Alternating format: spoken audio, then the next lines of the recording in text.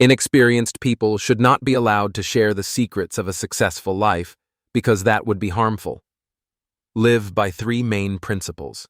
Do not change your convictions, keep working to improve your charm, and do not let anyone decide your fate. The main character is aiming for exactly this. Living by his beliefs and doing whatever he wants is his villainous way. The scene is at a noisy city crossroads. A bloody body lies in the road. People crowd around saying the man was hit by cars and had saved the girl. Someone calls out that they called an ambulance immediately. The rescued girl seems unhurt. A passerby turns to her and says she did not know who the man was despite being saved, and people speak to her rudely. What a relief, she's okay. The girl runs away in horror and shouts that she does not know this man. The hero blames himself for being the good guy his whole life, and now believes he is getting what he deserves. He believes he has led a very bad life. The hero comes to his senses and looks around, realizing this was a memory from his past life. As a young man, he died protecting his unfaithful lover, and now he is reincarnated in a fantasy world as Org Verret, the son of Duke Verret, an unprincipled nobleman. The young man understands. You mean he was an evil aristocrat before he died? And he realizes he had been too kind as the maids come into the dining room with food and ask if the gentleman would like more. The protagonist realizes that being good brings harm and no longer wants that life. And when reborn as the son of a cruel nobleman, he decides to stop being good. At 15, a young man decides he will do whatever he wants, find beautiful warrior girls and make them his servants, and follow his desires as he seeks to become absolute evil. The protagonist enters the dining room and apologizes to his father for keeping him waiting. His father is glad to see him and asks him to sit. According to him, the young man studies hard and trains tirelessly every day, and is fully aware of his role as heir to the Verret family, one of the 4 great families. The young man says this is true. I gave his father to a deeply corrupt woman. He works behind the scenes to catch political opponents off guard. The man is a true villain who wants to be the main character. He says he plans to follow his father's footsteps and do the job well. He adds that he relies only on his son. Starting next year, his son will become the official successor. The man asks whether his son is entering the Magic Academy. He asks what the protagonist will do with his magic, and the young man replies that the technology is unique and must not be shown to everyone. The head of the family laughs and agrees his son is right, and the main character's father says he also needs someone to look after him in the dorm and tells his son to choose that person himself. The protagonist asks if his father is certain about his decision. His father replies that finding talent is part of training, but he could simply buy a servant if he wished. The protagonist realizes this is the moment he has long waited for and decides to seize it to gain an excellent subordinate and become an exemplary villain.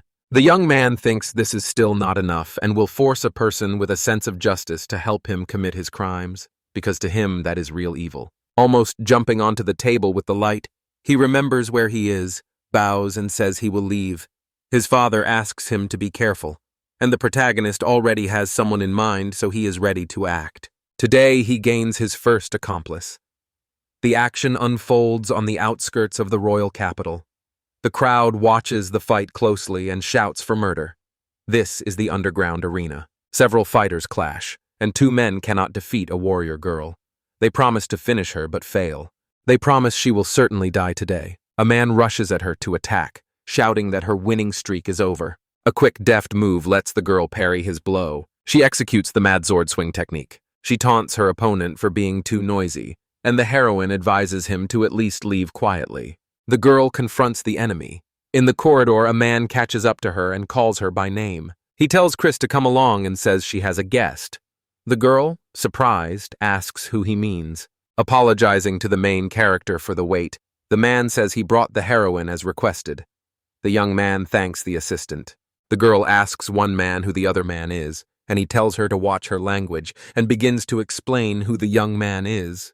But the young man interrupts and says it is nothing to worry about.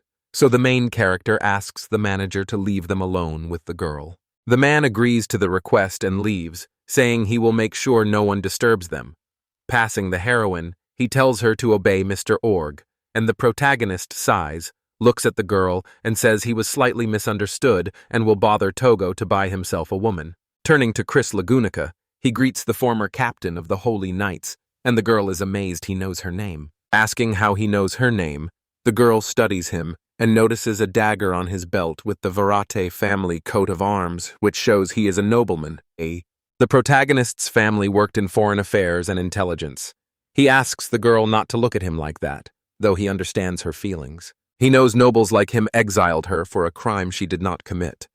The heroine, annoyed, admits this is true. She said she did it for justice because illegal trade was rising then and she had found suppliers, and the girl remembers those terrible days when those people were being protected by aristocrats. Turning to His Majesty the King, she told him the lynx had increased the trade 100-fold and asked him to punish them. But the aristocrats drew his attention and urged him not to believe the girl. The king was convinced she was a commoner pretending to be a knight, and they presented false evidence to show her accusations were lies. The girl said it was slander and that she had not betrayed the kingdoms. The nobles destroyed the evidence, framed her as a criminal, and stripped her of everything, including the title Holy Knight. Shaken, the girl lost control, grabbed the main character by the chest and demanded to know what he wanted from her, shouting that because of them she was forced to swing her blade of justice in an arena filled with evil. The young man stayed calm. He says coldly that this is a crushing disappointment and asks where the pride of a holy knight has gone. The girl, stunned, lets him go and says she is simply no longer a holy knight. The protagonist says he admired how holy she was and respected her. The young man notices she has always stood by her comrades and never feared evil. He says the heroine shone brightest in the fight for justice. The girl tells the young man to stop, saying those words are unnecessary. Now she is like them. They make their living through violence and she cannot go back. She says the man is dead. The holy knight Chris Lagunica has already died. She says she can never return to her former life. The protagonist asks whether, since she is dead, she cannot start over. He says that by his side she will be able to shine again. The young man asks to follow him. He takes her hand and she blushes. The protagonist vows to build a place where her justice can shine again. He asks for her answer. Kneeling, the heroine agrees and vows to be his sword forever. Winning her trust felt effortless to the young man. He speaks to her in his head, asking her not to cry from tenderness, and simply follows his evil principles, with the main character even hanging a note listing them in his room. The one-man show was perfect to make her his servant for life. The young man says if she agrees she can go home now, and he wants to introduce her to his father. She agrees. The main character says the girl's name has a bad reputation and suggests Chris change it. He asks whether she likes changing the K to an A. The young man says Alice sounds much more feminine. The girl cries and asks whether he is really ready to give her such a wonderful name, and she admits she is very touched. The girl asks the protagonist for permission to enter the arena one last time. The young man grants it and asks why she needs to. The heroine says she just needs to get ready to leave. The young man walks down the hallway, thinking she probably wants to take her things and that having a weapon is never too much. You understand that from now on every blade will bring the girl harm and injustice. Deciding to take the first step on the path of evil with Alice, the hero hears someone call his name. The young man sees a pile of bodies in the center of the arena, with Alice standing on top saying she is ready now, and he is stunned that she left briefly to arrange a massacre. Getting that powerful pawn was a major step toward his goal. The girl says she slaughtered all the bad guys to show the main character her version of justice. She admits she will serve the protagonist for the rest of her life. Amazed, the young man looks at her, unaware that his first step on the path of evil proved too steep. Set at the Magic Academy, the country's top school of magic for nobles, this is an ideal place to lay the foundation for a wonderful future, someone says to the protagonist. The young man has already made his move by taking Alice, a wonderful pawn, into his care. The girl says his school uniform suits him well and she will try to be a worthy assistant, and the main character thanks her. Whispers spread about the young man's origins, and an unfamiliar woman steps forward to say she was right that the main character is already in the spotlight, and he realizes there is a problem. Everyone knows he is the son of a corrupt lord. People wonder why this loser was admitted to the academy. Hearing this, Alisu approaches the people and asks if they are ready to die. It is dangerous to get involved with this maid. The protagonist tells her to stop, saying her family has become known as a mouthpiece for villains, and he had expected this but still finds it very confusing. Now that he has more fighting power, his next step is to recruit new subordinates for the harem. The current situation is not favorable for this. A girl approaches the main character, surprised to see him and saying it's really him, then bows her head, says they haven't seen each other in a long time, and asks if he remembers her. Alice studies the person standing before her, trying to figure out who they are. The young man remembers the girl. Karen Rebecca is the only daughter of one of the 4 great families and his ex-fiancée. The protagonist says they haven't seen each other for a long time, and that the last time was when they were 5. The girl is surprised he remembers. He replies that of course he does, and remembers giving her this hairpin. The heroine says she still keeps it, and the young man introduces her to Alice. The girl asks whether she is his ex-fiancée. He replies that they ended their engagement because of problems on his part. The heroine is surprised to find her master is not perfect. He adds that magic is the most powerful thing in this world and asks if she understands this. The girl replies that she does. He has no magical abilities and cannot cast any spells. The protagonist says that for a nobleman, the inability to use magic is a fatal flaw, that they had no choice, and the bride's family disliked him, but the girl rejects that, and he says she has always meant something special to him. She suddenly turns away and asks him to forget the conversation because they will be late for the ceremony, and the protagonist is glad to see at least one familiar face, wondering why she is in a male uniform, but assuming there must be a reason. During the ceremony, the director congratulates the new students, and they may now collect their luggage and go to their rooms. People whisper that the protagonist has no talent for magic, and even as a noble, he finds it amusing that they believe it. Alice realizes someone spoke badly about the master behind her back. The young man comforts her and says there is no need to be upset. She says it is offensive because they have no idea what a wonderful person he is. The main character turns to her and says she is completely right because they are just ordinary cabbage rolls. He knows she wants to dispel their ignorance, but soon they will look at him with envy. After all, the one who laughs last laughs best. The girl admires him. Now we should move on and explore the campus. The interior is very spacious, so it's clear why this is considered the kingdom's best academy. The main character has already set his next goal. Finding her in such a large place is not easy. And when the young man hears the teenagers laughing, he asks them to stop, thinking a group of nobodies has gathered there. The students insult the girl, tell her she is not their equal, call her eyes disgusting, order her not to look at them, and the heroine apologizes. The boys are close behind her.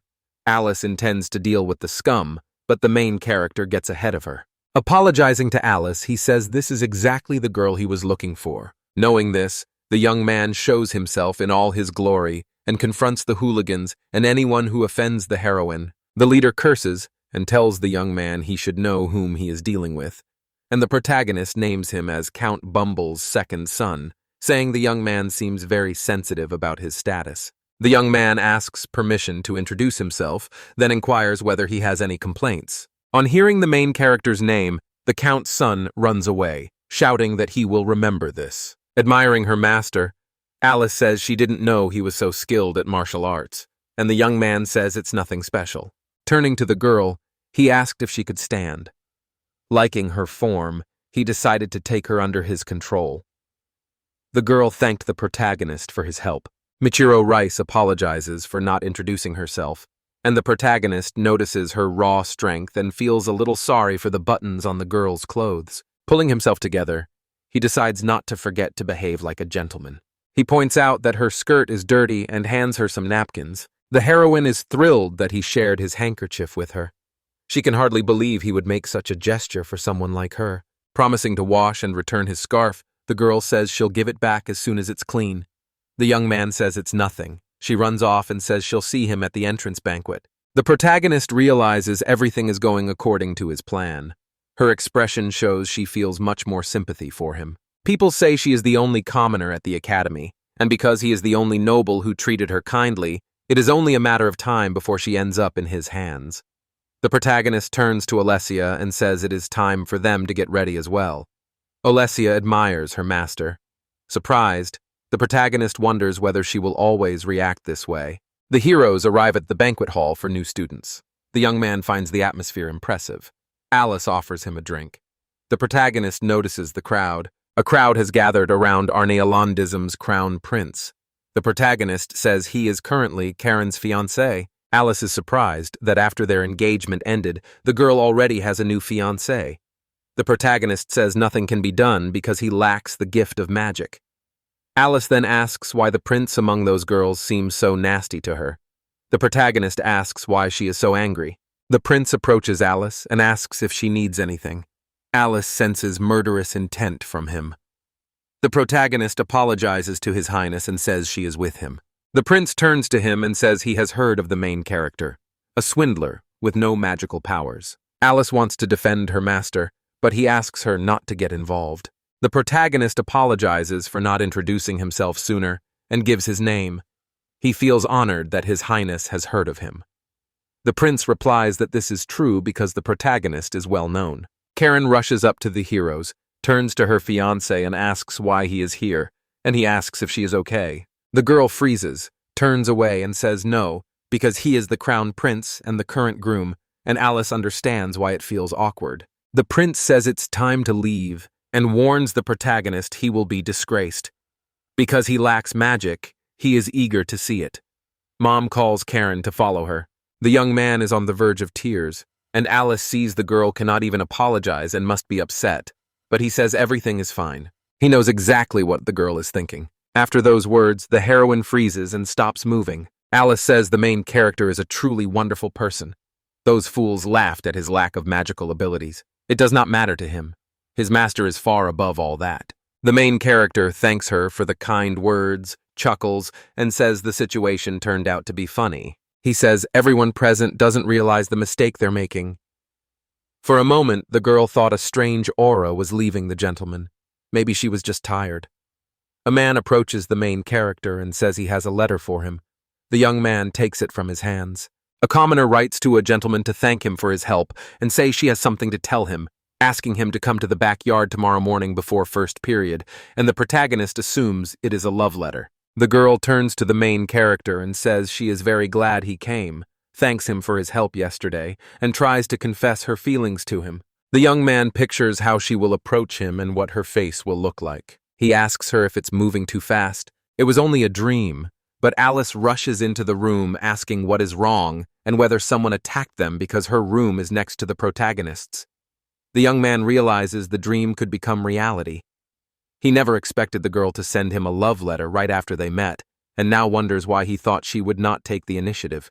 The protagonist imagines making her fall for him on the first day of school, and Alice admires her master's beauty in the mirror. The protagonist arrives at the school's backyard and apologizes to the girl for keeping him waiting for so long.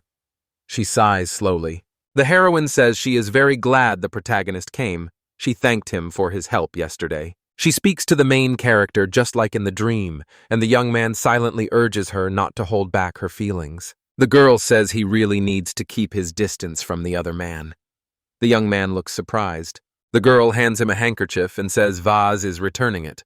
The protagonist says she looked happy yesterday.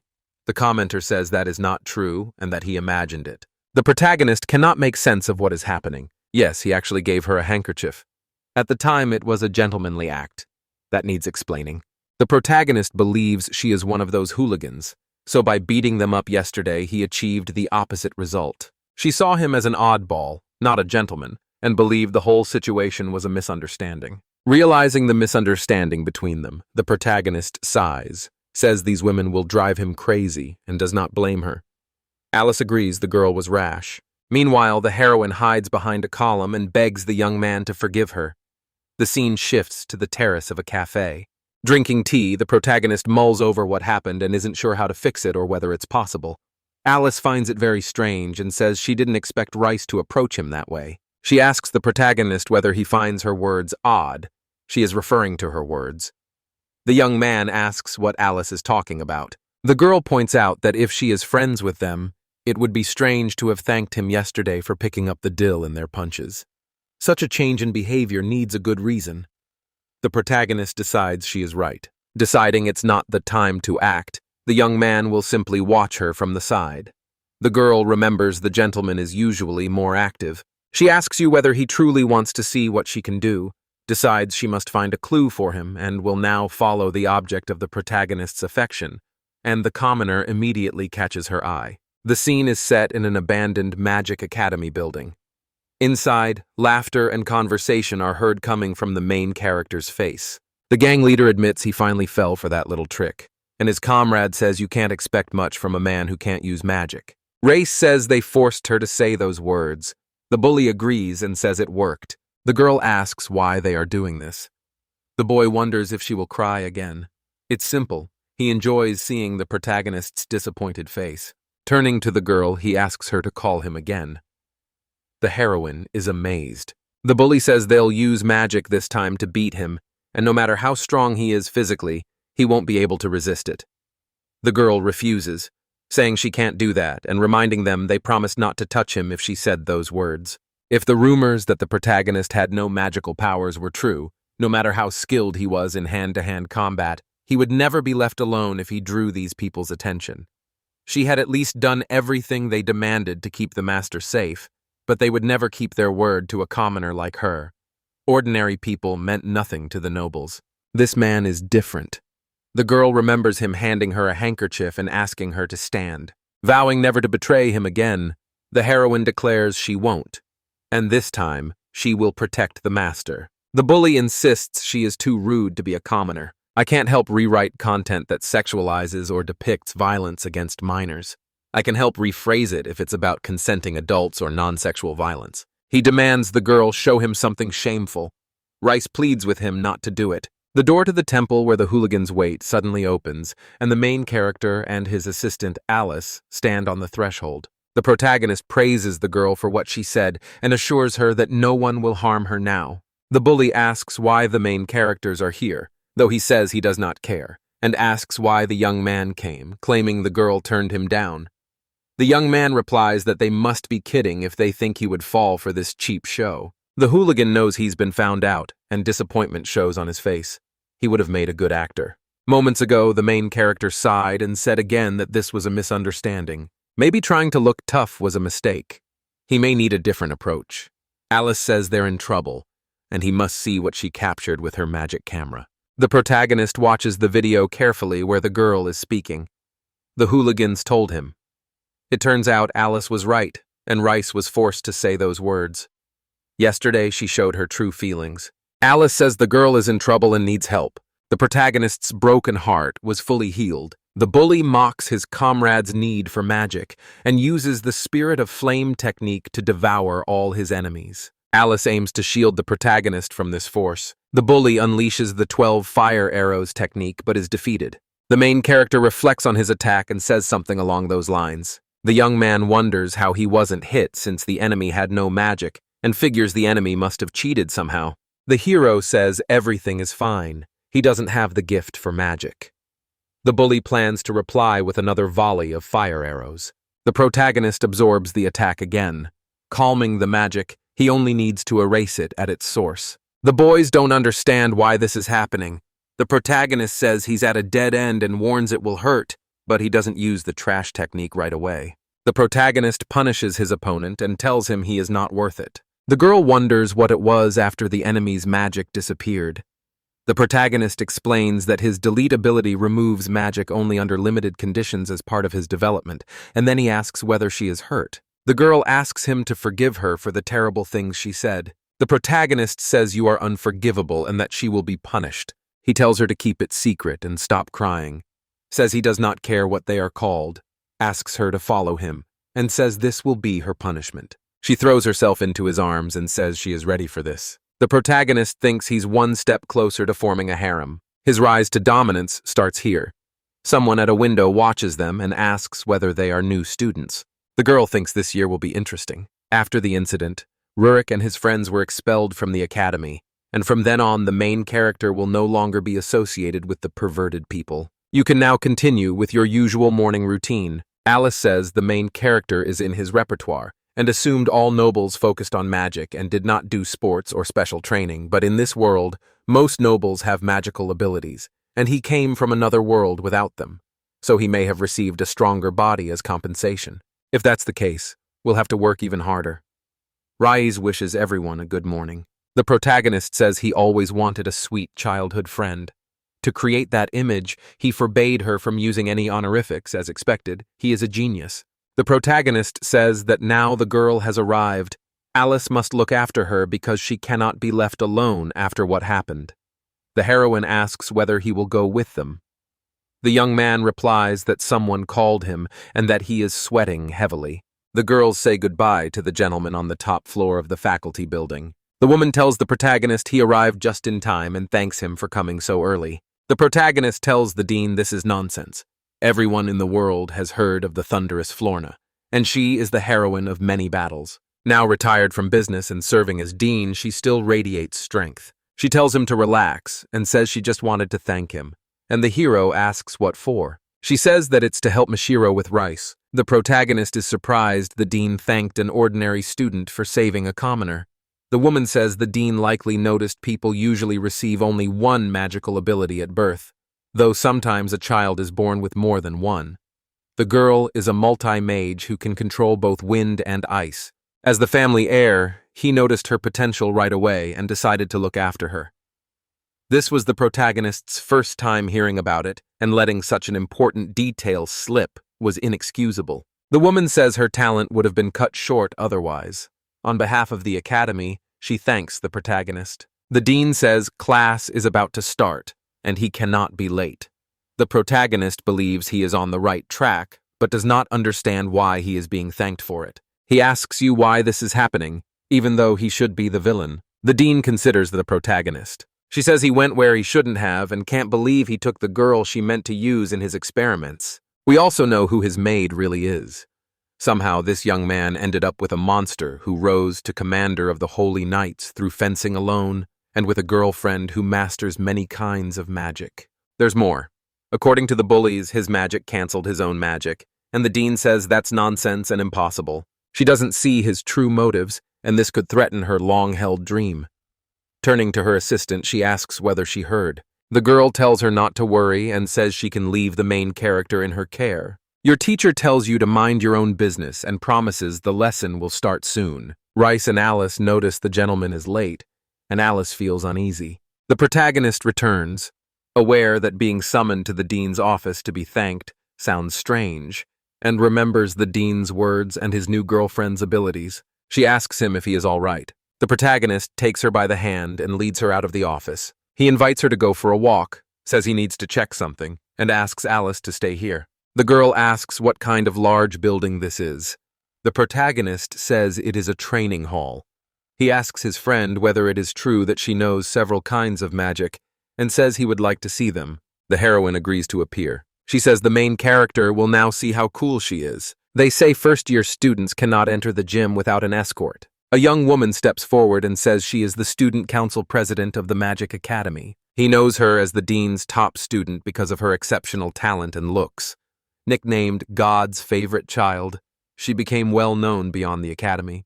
The photo gave him a different impression of her. The girl says she feels embarrassed when people stare at her like that. The protagonist says he just can't hold on and apologizes to her. The heroine forces a smile and says he should smile when he says such things. When she asks what the heroes do here during classes, the young man found the lecture too boring, so he decided not to practice on his own. The girl suggests we try a lecture on skills in that case. The protagonist realizes that getting a masterclass from someone is a rare opportunity you cannot buy, and it can be very useful for developing the calming magic technique. The protagonist agrees, and the girl laughs, saying she never promised it would be free. She says both of them will join the student council. The protagonist understands the catch. This looks odd. First, the Thunder Florna, then her student. That he met both on the same day could be a coincidence. It turns out your trap was set by the teacher and the student. The hero decides this was a stupid idea, believes the deacon cannot be appeased by her, and resolves to manage somehow because he will not follow her. The girl asks if this is the answer he gave. The young man watched her in silence. Your heroic friend runs away from Alice and has completely forgotten about her. She asked why he had left her alone, and the young man apologized, saying it was an impulsive act because he needed to check something. The dean's student says she understood everything and will wait for them at any time. The main character follows her with his gaze. The student realizes she has failed. Believing this was the best way to fool a man, she finds adding disguises is useless when he is surrounded by people like that. He outplayed her today, but she will definitely catch up to him next time. The protagonist is surprised at how easily she gave in. The girl asks the protagonist what he meant when he said he felt an impulse of impulse. The boy says the die cover told him their friend has magical abilities, and he wanted her to show them. But the student council president interrupted, and Alice says she has a perfect target in mind. A friend from her days as a knight now runs an orphanage that was recently attacked by a gang of thugs, and she was asked to help deal with them. This would be the perfect place to test her abilities and earn rice. Surprised, the main character thinks it's not bad, and notices many children who will become the future workforce and accept whatever their benefactor says, giving him labor for the rest of his life. The young man thanks Alice and asks his friend what she thinks the girl might want to try. They decided to spend the weekend at a shelter. The heroine feels seasick. The young man asks Alice what she knows about the city. Alice replies that it is a quiet town with no ties to the capital. In fact, it sits next to the city that hosted the arena. That city is unsafe and has an underground arena. Trouble spread from there to other cities. Nothing special is happening here, and the main character is drawn to a crowd. The nun sits on the ground and pleads for mercy. Alice says this person is her friend. The protagonist confronts the hooligans immediately. It amazes him how quickly they ran into the thugs, and it was a very lucky coincidence. Alice asks who they imagine themselves to be. She says her master banishes the world's darkness, brings light, punishes evil, and leads a righteous life. The main character tells her to stop, says this is not his girlfriend Civ, asks her not to look at him that way, and notes that even the girl they came to thought they were crazy. The nun calls the protagonist incredibly kind. Moving quickly, the protagonist hugs her friend. This makes her see that religious people are very naive. The thugs pick a fight with him. The protagonist defeats one of his opponents with a single finger and says he is very sorry they had to witness it. If they decide to play, he is not opposed at all. The young man emerges victorious in the battle. His martial arts let him easily throw all his opponents aside. Alice aids her master and ties up the thugs. They tell the nun everything is fine now. Apologizing for the modest reception, the girl asks them to come in, introduces herself, and says she consulted Alice about the damage to the shelter. She hadn't expected a nobleman to come here.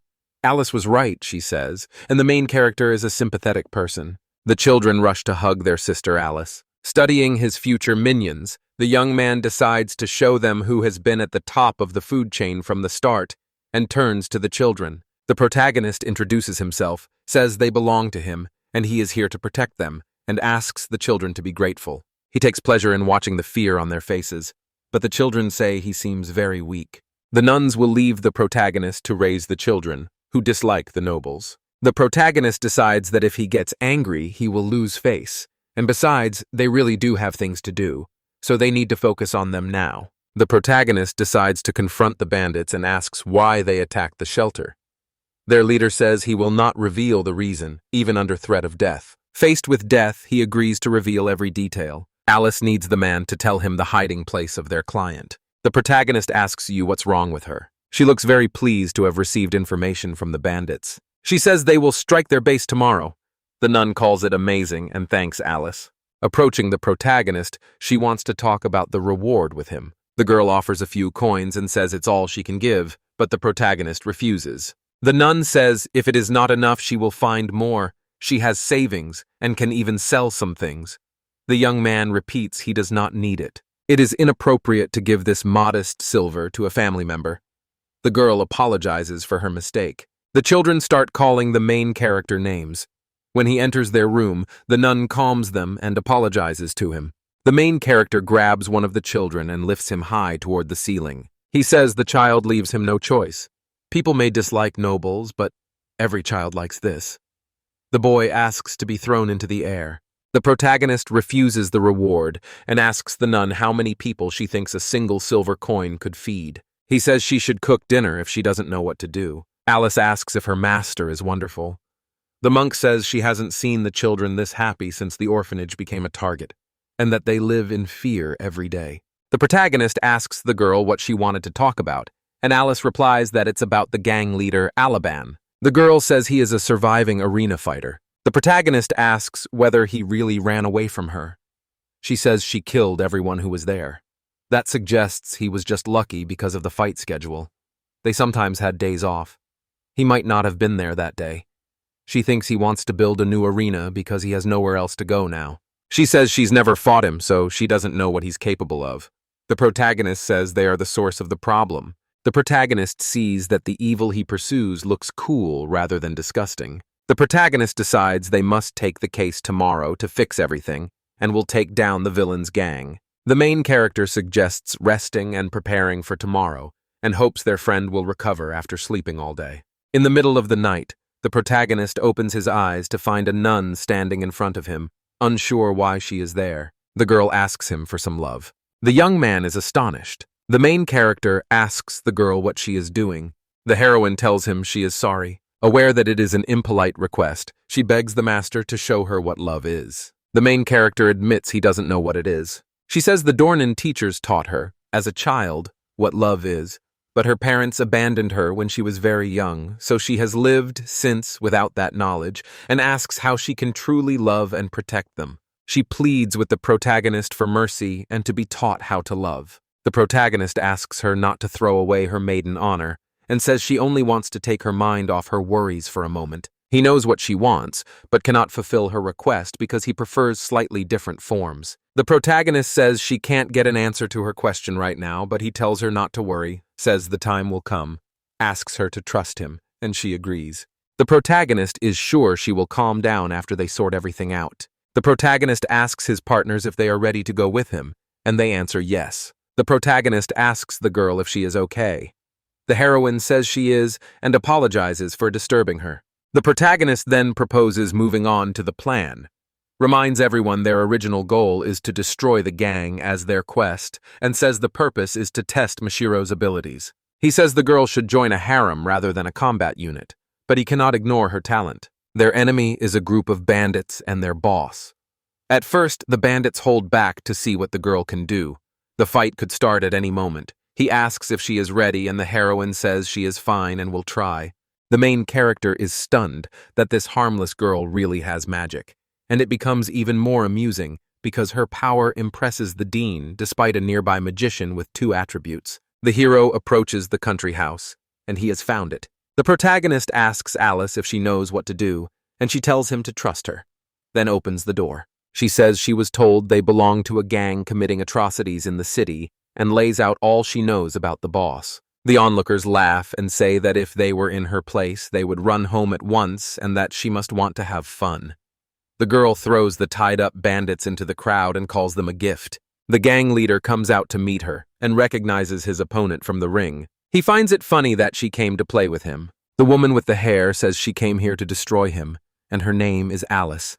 The thugs smirk and ask if they're only up against children. Race attempts to use her magic. She wields Frostwind. Using the spell, she freezes the bandits so they cannot move, tells them to stay still, and says no one can hide from her frosty wind. The main character is amazed by her abilities. Wind magic superbly controls ice magic, and combining them greatly increases her attack power. Clearly, ordinary bandits cannot stand up to her here. The girl asks the protagonist if she had coped, and the young man replies that she exceeded his expectations. With that strength, she could have defeated her attacker and the others herself, but she says she never thought about it. The gang leader manages to break free from her. As he lunges at the girl, the protagonist shields her with his body just in time. The leader asks how long the protagonist can sustain that speed. The young man barely saved his girlfriend and realized this guy specialized in speed. Deciding it's time to finish, he asks the girl to slow the opponent so he can hit, and the opponent will become an excellent punching bag. The heroes now fight together. The girl strikes. All her attacks miss. The gang leader is too fast and ends up behind her. Using the Frostwind technique again, the heroine says the enemy is very fast, but she can sense his presence through the wind. Admittedly, as it stands, the spell's effect will last only a second. She asks the protagonist if this is enough, and he says it is and tells her she is great. The young man has only a second to strike his slow-moving opponent. The gang leader darts to the side. The protagonist asks his friend if she has any strength left. She says she can keep going. Impressed by such endurance, the protagonist is amazed. The bandit cannot believe he will be defeated by children in the arena. He had been the most popular fighter and had never lost a match. It is simply impossible. A bottle catches his eye. A sly grin spreads across his face. Rushing to the side, the young man grabs the bottle and drinks every drop greedily. His body suddenly starts changing. The hero demands to know what kind of stuff he just drank. A loud, sinister laugh escapes him as he clenches his fist and smashes the bottle, spilling its contents. The main character asks what is happening here. The man keeps bursting into malicious laughter. A shard of glass from a bottle accidentally strikes the protagonist's face and cuts his cheek. The girls watch the events unfold in horror. They notice the main character is scratched. The bandit transforms into a massive, muscle-bound monster, and the main character cannot understand what is happening. An enemy charges the young man and vows to kill him. The young man looks around, asks his girlfriends why they are crying, and tells the enemy to wait because it is not that easy. Covering his ears, the protagonist finds every sound suddenly overwhelming and agrees to the duel. A fast fight breaks out, and it is impossible to tell with the naked eye who is where. The hero wins the fight. His opponent is sent flying into the corner and falls into the well, and the young man turns to his girlfriends to ask if they are happy now. I have to say he's really cool. Flashes of his fights and the crowd applauding him when he won appear before the opponent's eyes. A fighter at heart, he has never lost, and his fists won't yield to anyone. Yet for some reason, he's been getting bored lately. A man with a hole in his forehead struggles to regain his senses. He refuses to accept defeat, but suddenly feels euphoric and wants to fight someone stronger than him. The protagonist steps forward and asks whether they will keep fighting. Completely submitting, he says he was captivated by the protagonist's strength and asks to become his subordinate. The protagonist can't understand why he needs male subordinates. Alice says the master won't take him under his wing because he's a scoundrel who plans to build an arena. The protagonist remembers the arena. Turning to the man, he tells him he must be his subordinate and may build the arena only under his supervision. The girl asks what he means. The young man turns to Alessia and says the arena system she took part in will never be run again. It was all illegal trade and shady clients, so it hit her hard. And it all happened because the people who ran it were petty. If he were in charge of the arena, he could build one that everyone would like. The protagonist wants to build a real arena because it's a smart idea that will bring good money. He fears only Alice will object, but believes his words will convince her. And Alice is pleased he's willing to cooperate with the enemy for her and touched by his care. The defeated man looks at his master and sees that the master is not only strong but also kind. He vows to follow the protagonist until the end of his life. Alice kneels beside him and bows to the protagonist as well. Eventually the nun learns what happened. Alice says they are safe now. The woman says she can hardly believe it and thanks everyone who helped secure the victory. She is grateful to God that they can continue living in the orphanage. A young man steps up to her and says he needs to talk. Then children rush into the room complaining their little sister is crying, and they taunt the aristocrat again. They ask if he is trying to extort money from their sister. They say she only knows how to cook and cannot do anything else, so she has no money. The protagonist asks what is wrong with discipline and the orphanage. She apologizes and says he helped them a lot, explaining it happened because she raised her children without knowing love. The children give the main character a big bag of toys and ask if that's enough. One of the most agile boys meets the main character's gaze. The children say that nobles love treasures, and that's all they have, and they love their sister. The boy warns he will never forgive the main character if the main character makes his sister unhappy. The girl kneels before him, whispers a gentle curse, and assures him that she is happy. The boy smiles and says it's the first time he's heard that from her. She looks at the gentleman and says she thinks she understands. If this laughter and these tears are love, she says she has already experienced it. The protagonist feels everything is going smoothly. Turning to his friends, he suggests the girls return to the academy as soon as possible. The protagonist says the nun and her children should come with them. He vows that from now on they will all live on his family's property. Everyone there is amazed by such generosity, and the main character thinks nothing has been forgotten. He came here for two reasons: to test his girlfriend's strength and to secure a future labor force for himself. The protagonist kept to his evil ways, while the young man's family housed and educated the nun and the children, and the bandit began recruiting other bandits to fight in the arena. He plans to hand over all the villains here to his master. The children stroll through the garden with their sister, admiring the statues. Only one main character thought there was one more step to absolute evil. Alice asks him if she should pour the young man some tea. The scene unfolds in the corridor of the Royal Academy of Magic. The elegant woman draws the attention of every student. Greeting everyone with a cheerful good morning, she is adored by the girls. They say that, despite being a girl, she still looks very composed, and such modesty is rare for the Crown Prince's bride. The heroine thanks them and says they are very beautiful ladies as well. A noise rises in the crowd, and one of the girls says the main character is coming, while the woman slips away to avoid meeting the young man, and the girl does not know what to do. The young man scans the area and asks Alice if she saw anyone. Alice says she felt no ill intent. He says he must have imagined it. A month has passed since then, and they have returned to school. His girlfriend says good morning to him. The young man assumes he is being bullied. The girl says she's already changed because they have magical practice and physical education today. Alice asks whether those are her summer training clothes and says they look very comfortable. The protagonist thinks he adores his friends and the academy and turns to the girl to talk about magical practice. He asks her not to use ice magic or reveal all her power. She asks why she cannot, and he says her magic is too strong because people will try to take it. The heroine says her family is poor, and to repay their kindness she must graduate with honors and get a good job. The young man is told not to worry about it, and that he will take care of her for the rest of his life. The heroine is deeply moved by his kindness. Bringing up those topics so suddenly is unfair, she says. Around the corner, the woman peeks out. She can't make sense of this and feels the world is unfair because there's always a pretty girl next to the main character, and she finds it unbearable. Stepping from her hiding place, she wishes the boys good morning as the protagonist greets Karen. The girl realizes she has nothing left to say. Without thinking, she jumps out of hiding. The young man says he didn't expect her to dare speak to him and asks whether her father will be angry. The heroine replies that she only said hello. The main character checks in with his ex-fiancée to see if she is okay. A woman takes the protagonist's friend by the hand and says she will welcome her into an honorable family. She says the girlfriend must be named Mishiro Rice. Karen also introduces herself by name and says she is pleased to meet you. The heroine sighs. Not long ago, a member of that noble family treated her very rudely. The girl apologizes and says he is from her faction. The main character is pleased that his ex-fiancée was worried about her current girlfriend. That's very like her. Ray says everything is fine and tells the heroine not to worry. Karen says the student council president can't stop thinking about the main character. She says the girl would be glad if he came by for a cup of tea, and the protagonist realizes the girl keeps trying to lure him into the council.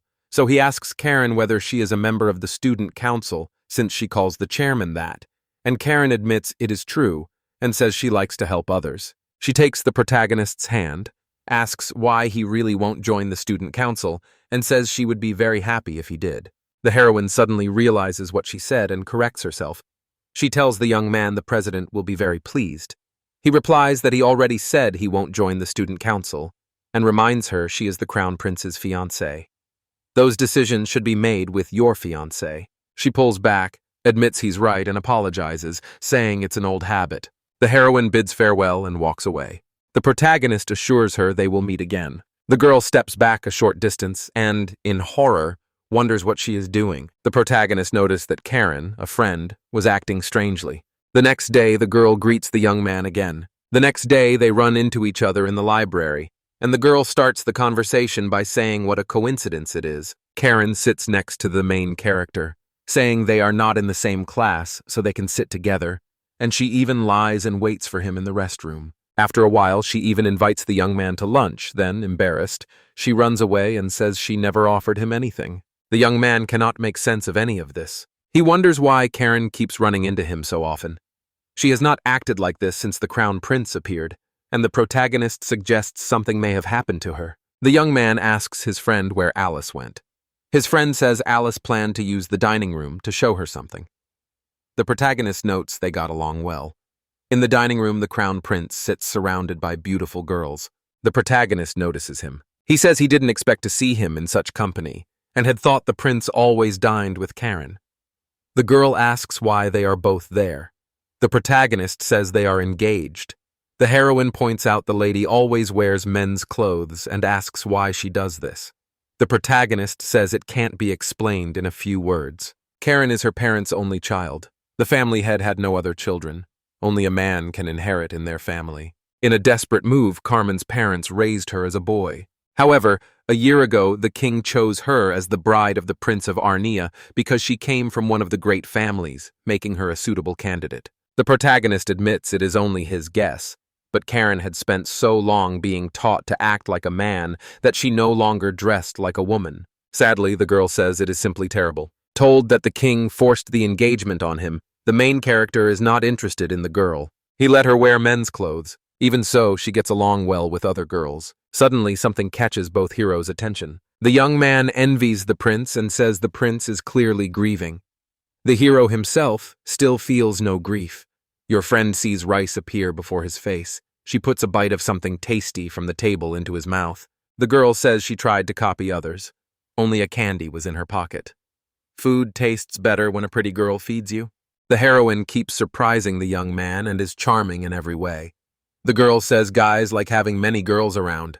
Annoyed, the heroine says that there is actually something good about it. Looking seriously into the main character's eyes, she asks if he also dreams of something similar, and the young man does not know how to answer. The girls turn to the treats on the table and carefully inspect the hamburger Mr. Ogre made.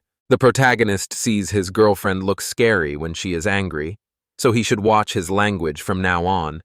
But it's also a little cute, like she is jealous of him. A sudden thought enters the main character's mind. The young man realizes why Karen has been contacting him so often lately.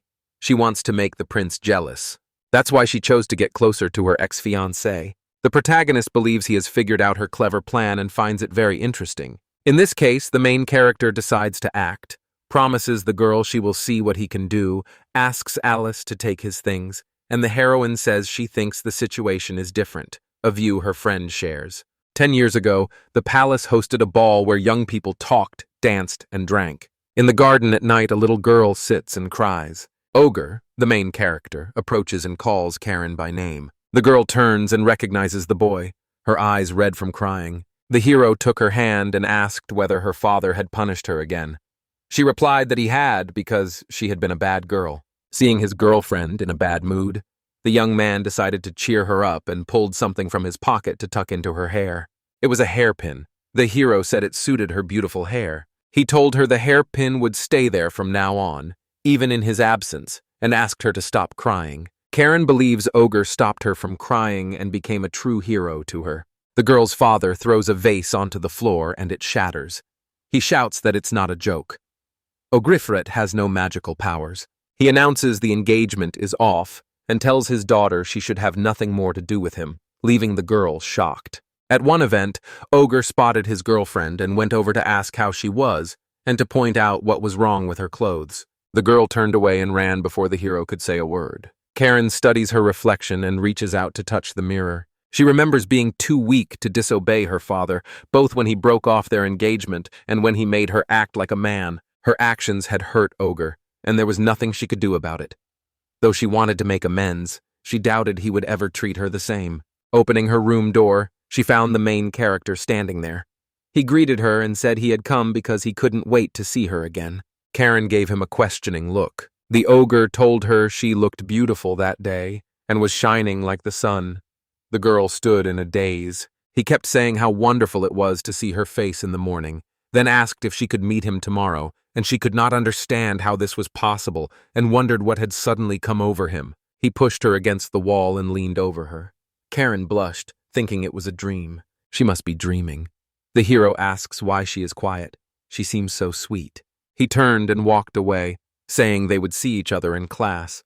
The girl's school bag fell to the floor and she realized this was not a dream. The hero walked ahead and told Alice and Mishiro to follow him. Mishiro asked what the protagonist planned. He said Karen was trying to make the crown prince jealous and refused to let her use him. To counter that, he will get closer to her. If he acts as if he is serious, she will have to step back. Otherwise, her reputation will be harmed by being linked to him. He won't hold back. This fight is his. Alice and Michiro exchanged glances. Ogre began moving in on Karen quickly, meeting her every morning and showering her with compliments. He said she had very beautiful hair he couldn't stop looking at, and that she also had a nice smile. The academy students are talking about Ogre Verret trying to hit on Lady Rebecca Kinka. Then they notice the subject of the rumors and fall silent. Karen took cover behind a pole. The rumors made her blush. She wonders if Ogre's frequent compliments mean he is in love with her. This needs careful thought from her. While planning her honeymoon, she considered the flower city of Floreau or the blessed garden of Lilyshire. She did not want a mansion, and a small house for two would be enough, though she wanted 5 children. The butler turned toward Mrs. Karen, startling her. A dinner with Prince Arnya would start in a few minutes, he announced, so she needed to leave. Looking down, she agreed. The table in the dining room is already set, and the prince is sitting at the head. He turned to the girl and said she was late. She apologized to His Highness, who then gave her permission to sit. He smiled then. Resting his chin on his folded hands, he gave the girl a slight look and told her she would have to bring him more money, adding that 5 gold coins would be enough. Karen was surprised and reminded him she had just given him 5 gold coins. He said they had already been spent, so he was asking. He argues his father is stubborn and, as crown prince, should be given some money, but his father says he must learn how ordinary people live, which is inconvenient. Arnya tells her to ask her father for money because she's run out. The girl stiffened and trembled. Her father sees her only as the prince's bride. Their relationship is strained, so asking him for money is a bad idea. If all this comes out, the girl could suffer. She recalls a terrible moment from her childhood. Despair in her eyes, the girl says she will do everything. The prince smiles slyly. Standing up, he said he was looking forward to it and added they would see each other next week. He then remembered he had something else to say. Saying he didn't care that she wore men's clothes, he stayed quiet, though he always felt uneasy around her and only recently understood why. Her long red hair is everything. He told her that if she wanted to look like a man, she should cut her hair, and then he left. She sat in a daze for another minute. Looking at the cutlery nearby, she wondered why she had let her hair grow out. She probably wanted to be a normal girl despite everything, to wear a women's uniform, wear skirts, and spend her free time in beautiful clothes. Holding the knife to her hair, she remembered Ogre's words about her beautiful hair, and that from now on this hairpin would be there even when he wasn't. Ogre's smile stayed with her when he greeted her in the morning and called her by name. The girl hugged her hair and remembered she let it grow because he had complimented it, so she asked him to help. The hero looks at this person in front of him and asks how long they'd been so close and how glad she was that she ambushed him on his way home. It was President Milfonte, standing there smiling at the boy. He stared at her chest and said he could tell they were fake.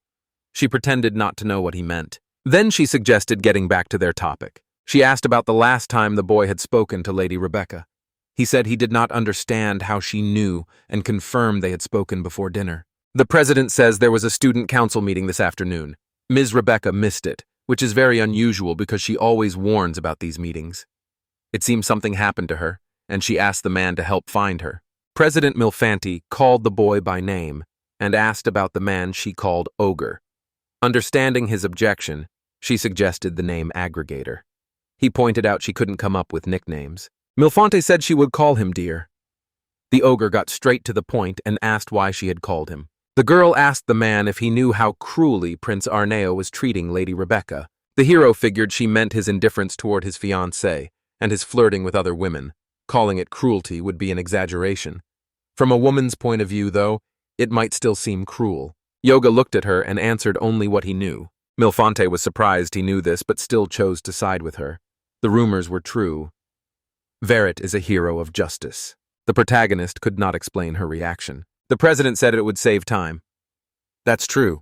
The prince is extorting a large sum from Mrs. Rebecca. He abuses his position to make unreasonable demands and enjoys causing her pain. The girl says Lady Rebecca bears it all alone. Ogre Verret was stunned. Milfonte wants to know if the hero is on her side and despises the prince for what he did to her, so let's sort this out together. The ogre didn't know what it meant, since he'd never heard of it before, but it showed Karen hadn't used him. He remembers every compliment he gave her and everything he did. The hero knew he had made a terrible mistake. He thinks that in this situation she must have seen him as an attractive man. That's all she needed.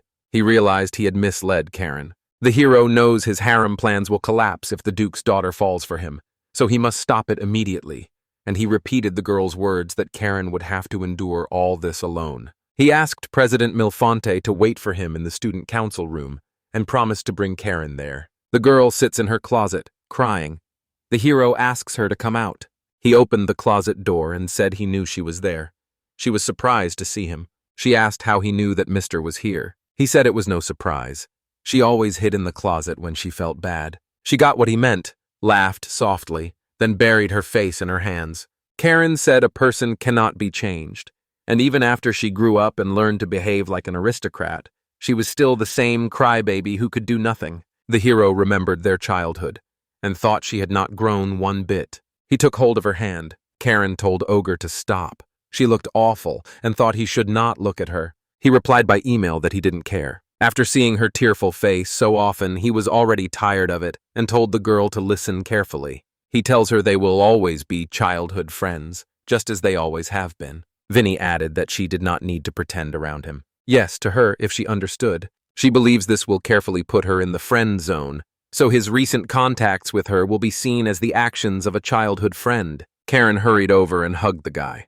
The ogre hugged her back, thinking she had understood and returned his hug in friendship, so now everything was okay. In truth, everything was wrong. Karen thinks it was and always will be. They will never be separated. The young man realized the girl had calmed down, and she confirmed it. He suggested she see the president, and she agreed. The girl's window opened, and a moment later Ogre jumped out with Karen in his arms while the young woman screamed.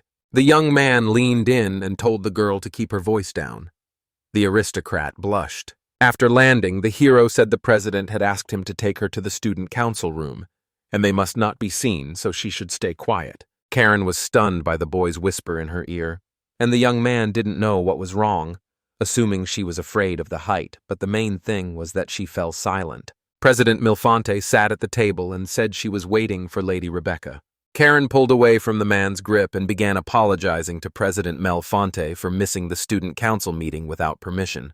The girl said she was ready to accept any punishment, but Milfonte simply smiled and said that was enough. After accepting her apology, she said she wanted to discuss something else now, specifically what to do about Prince Arneo. Karen looked at Ogre as he apologized for intruding on her personal life. He wishes the prince were fully reformed, and Karen his bride again. However, the crown prince cannot be punished the way Rourke was.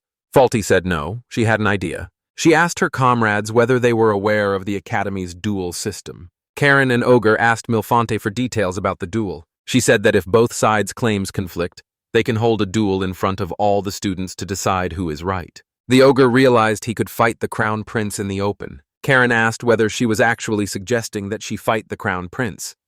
She replied that she was not. Ogre stepped in and said he would do it, and Karen stared at him in surprise. She began saying it was too dangerous. Milfonte expected that and laughed. Then she put on a serious face and said there was one more rule in the system. The loser will have to do something for the winner. Will the hero still agree to this? Ogre Viray agreed and declared he would challenge Prince Arnya to a duel. Karen blushed, convinced he was doing it for her. The hero is determined never to let Karen lose this comfortable position. Now he can crush his spirit and force him to start a new life, and he also has a chance to confront this villain, achieving both goals at once. President Milfonte said everything was decided, and she would get Prince Arnie's approval. The date and other details would be announced later. For now, they could go to their rooms. Karen leaned on the hero and said she felt dizzy. Realizing she was hopeless, he told her to hold on to him. The president told them to go. After the heroes left, Milfonte stood by the window and giggled, surprised that the ogre moved just as she wanted. She will now see the exact magic cancellation Bombold told the director about. The girl is eager to see how he will fight Prince Arnya, who has powerful magic. Most striking was the clear look on his face when he decided to take part in the duel. Milfonte doesn't know why, but looking into those direct, justice-filled eyes made her excited. The girl stood at the window, blushing and giggling. The next day, a notice appeared on the board announcing a duel between Prince Arnya and Ogre Verret. Academy students were thrilled by the news. To the protagonist's surprise, the president had managed to make a poster. It all worked out, and the crown prince has already approved it. Strange sounds rose suddenly, and he looked away. Members of their newspaper club surrounded Mishiro, questioned her, and took photos of her from every angle. She asked them to stop. Alice suddenly stepped in front of her and threatened the photographers with a knife. They panicked and apologized. The hero called each of them by name, and they greeted him. Mishiro said the student council president told her in private about Rebecca's situation, and she still can't believe it. She apologized to the man for misjudging him. Alice, crying, said he had only been trying to get rid of Lady Rebecca. It had been a well-thought-out plan. The ogre doesn't fully understand what they're saying, but the favor toward him, which had fallen earlier, has risen again. And that's good. The girls said they would cheer for him in the duel and do everything they could to help him. The ogre thanked his friends and said he would tell them his plans, but not here. Alice summarizes the protagonist's plan. He will defeat the prince so the prince will change and treat Lady Rebecca better. The young man confirmed every detail. He describes it as the birth of a new prince. He thinks this is a great name for the operation. Suddenly, someone knocked on the door. He wanted to know who it was. Prince Arnia stepped into the church and greeted everyone. The girls were taken aback. The ogre did not understand what he wanted in this old building. Then he greeted the prince and thanked him for agreeing to his offer of a duel. Standing beside him, His Highness kicked the chair with all his might. Angrily, he demanded which duel he meant and how he could treat him like that. Calmly, the hero asks if it is really okay to reveal your true face like this. Arnie started pulling something out of his pocket and said it works both ways. He set down a newspaper that reported the prince would not let anyone take her. Duel for the heart of Karen Rebecca. The hero asked what it meant. The prince said that simply accepting a challenge from a scumbag would be too boring, so he used this woman to make things more interesting. And now he stands as a hero of justice, who sacrifices himself for his bride. He will gain more popularity with women. With the match the day after tomorrow, he hurries to make arrangements. The ogre believes this guy pulled this off overnight to boost his popularity and thinks that's clever. The prince clearly has a bad character. He could even turn a defeat into an advantage. Aranya asked what was bothering the man who had revealed his true face, but it was not really a problem. He smiled and looked toward Michiro and Alice. Seeing the prince's intent, the hero refused to hand over the girls and stepped forward to shield them with his body. Alice and Michiro felt moved by the master's actions. It is interesting that the prince realized the boy treasured them. Reaching toward Alice, he said his greatest pleasure was stealing women who belonged to others. The ogre mentally noted the princess's stupidity.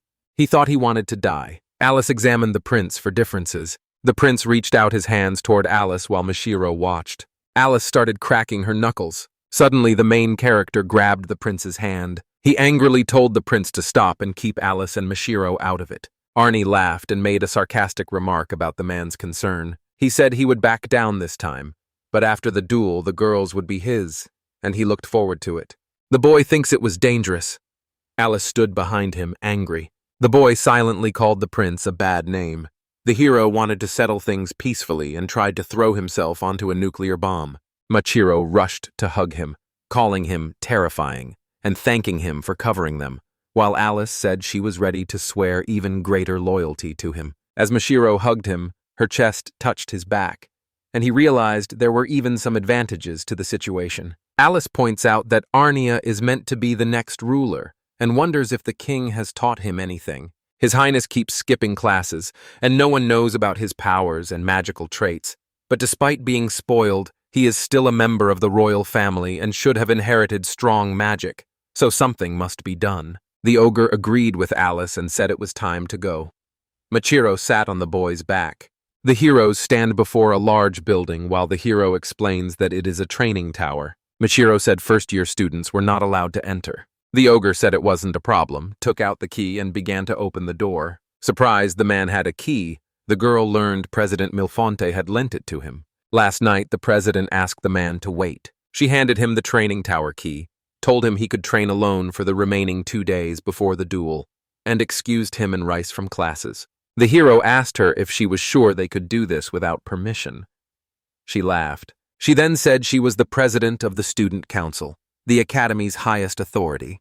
The door to the training tower opened, and the hero announced it was time to begin. As she entered, Michiro said the place was huge. Alice asked what they were going to do here. The ogre said we must find a way to defeat the mage without using delight. Michiro saw that every student would be watching the duel, so he couldn't use it. So the hero needs her help. At the start, he asked her to make snow using ice magic. She began using magic.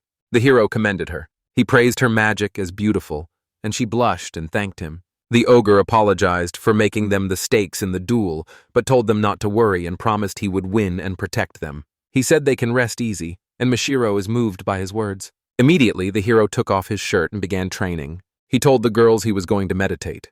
They were both amazed and a little embarrassed by his beautiful form. The young man explains that until now he has been researching on the assumption that the enemy's magic can be destroyed, so he has far less experience with magic than ordinary magicians. Mashiro said it was because he got rid of her almost right away. If he can't use delete, he must fight by sensing the magic through his body. The girl understood his point.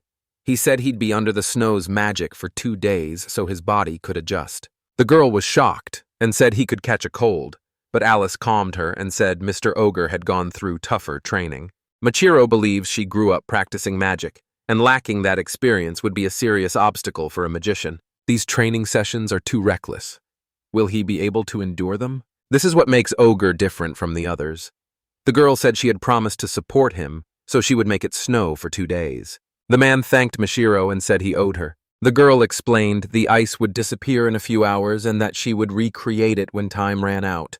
And Alice wished him well and said they would be waiting for him on the 2nd floor. Ogre Vere sat meditating under the snow, while Alice and Mashiro sat on the 2nd floor drinking tea and eating cookies. Certain spirits in this world cannot be seen with the ordinary eye. These spirits each have attributes, usually shown as water and wind, fire and earth, and lightning and light. When the corresponding mana is poured into them, they convert it into energy and generate a phenomenon. This is what people call magic. No spirits match his magic power. In other words, he has no magic ability. When he says that, people might misunderstand and think that he has mana. But he does have mana, having inherited the Verite family's enormous magic power. His magic acts like poison to spirits, and by infusing his mother into the enemy spirit, he can mark their spell. This explains how Delita works. The hero can't use it in a duel, so he has to think a bit. In short, a mage's main weapon should be magic. Snow surrounds the boy. Mashiro cleans him while Alice clears the snow around him. The man breathes and steam rises from his mouth. Later, the girls feed the man and sleep on the 2nd floor. Mashiro extends the spell. The snow piled up enough for the girls to build a snowman. The next afternoon, 1 day before the duel, the young man said the ice was about to disappear, and his friend had already run off to restore it. The hero told her she did not need to make a new one. Mashael was taken aback. She realized the ogre didn't even open his eyes this time. The ice's duration depends on her concentration, and he noticed before she did that the magic was about to fade. The young man opened his eyes and said he understood it all. Putting on the shirt, he said he would not lose to any magician. The day of the duel has arrived, and the students are heading to the event. At last, the day has come. They argue over who will win. Everyone bets on the prince. They spotted Gordon Verret sitting in the audience, the head of the Verret family and Ogre's father. Someone turned to the man and looked at him. Florn Milfonte, dean of the Richburg Academy of Magic and Raina's teacher, stood there. Gordon said today was his son's finest hour. The woman observed that the man had not changed at all, still the same caring father. His son quickly achieved great success after entering the academy. The winner's wishes could require his permission, so she invited him here. Florence said there was still time before the duel and suggested they wait a bit. In the waiting room, the hero notices Karen sitting under the table and asks what she is doing. Trembling, she said the duel was against the crown prince, and if the hero lost, the prince would surely demand something indecent. The ogre told her to look at him and asked if she really thought he would lose, knowing his demand was outrageous while the hero remained confident. Karen denies everything. The man tells her to calm down and sit on the couch. Noting his calm, the girl asks how he plans to fight him. He can use her magic. The ogre reassures her that he has prepared countermeasures. Smiling, Karen said she believed him. She then asked what he would demand of the prince if he won. The ogre realized he hadn't yet considered this. His goal is to get the prince to rebuild his relationship with Karen, but it would be awkward to simply tell him to start over. The ogre told Karen he would grant her this right, and she was surprised. The young man believes Karen is now claiming to be his childhood friend to win the prince's serious interest. The ogre stepped closer to the girl and she blushed. He asked her what she truly wanted deep in her heart. She started thinking about what she wanted. Looking back, she could not admit it aloud, even though she had known about her desire for a long time. Crying, she said she wanted to be with Ogre forever.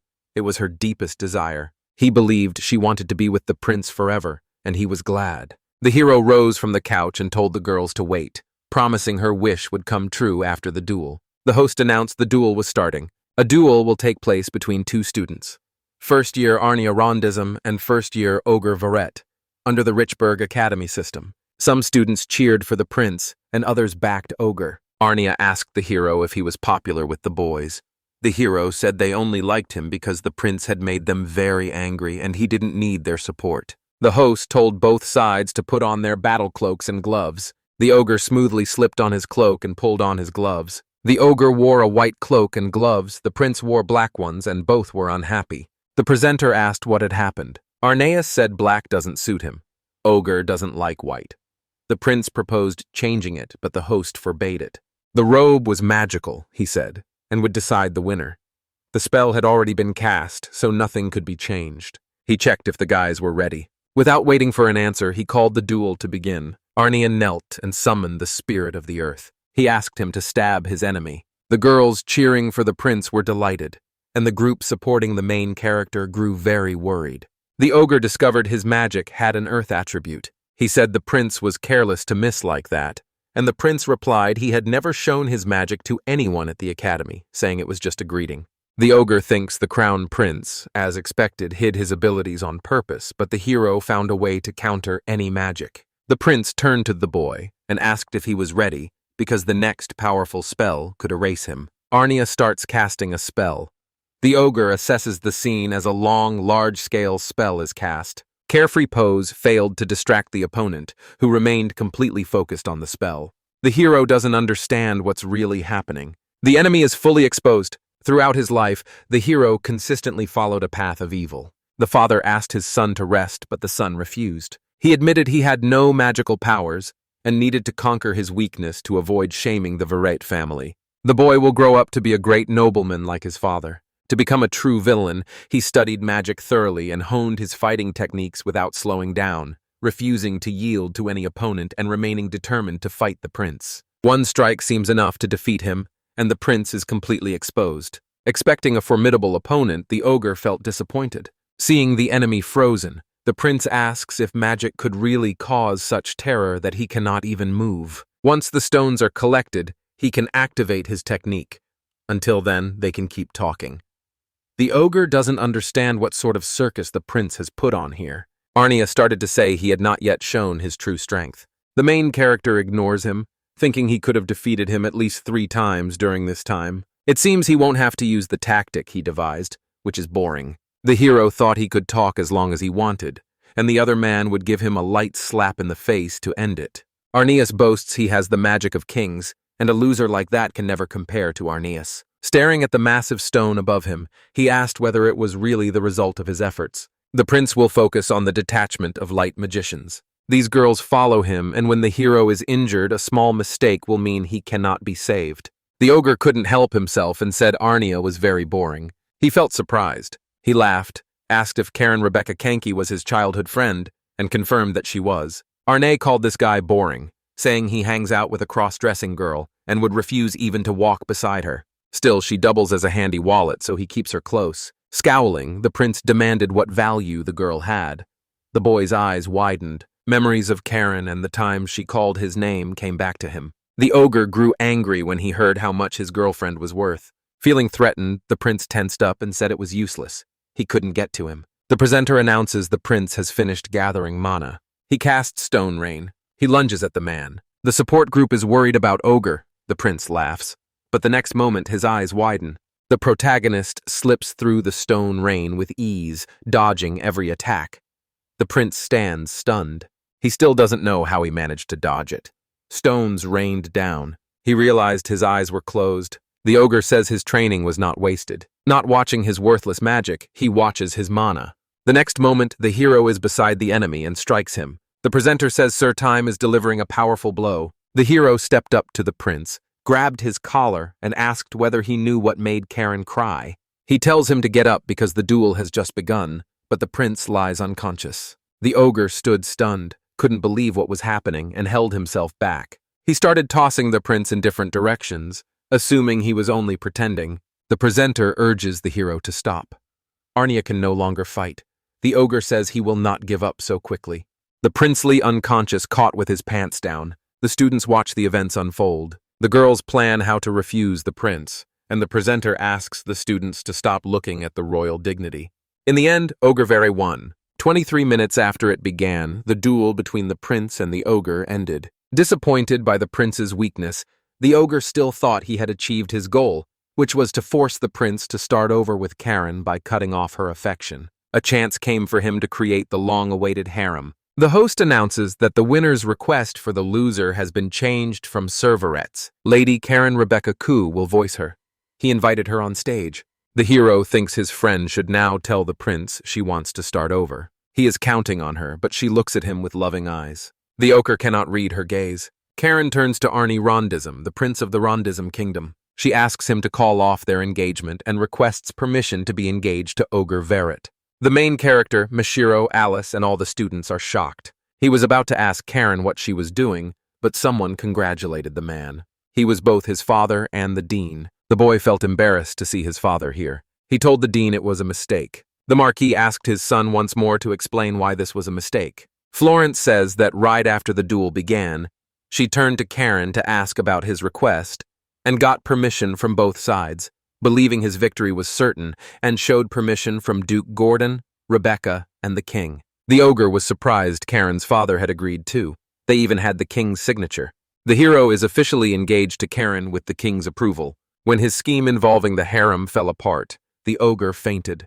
Waking 3 hours later in the infirmary, the boy didn't expect Karen to say that, and wondered what she was thinking. Opening his eyes, he saw Karen and said it was terrible. The girl wore a woman's uniform and asked the man how he felt. Her appearance surprised him. The ogre can't make sense of the scene and wonders why Karen's breasts have become so bouncy. Noticing his gaze, the girl asked if he was really interested in her form, and he confirmed it even though his thoughts were on her body.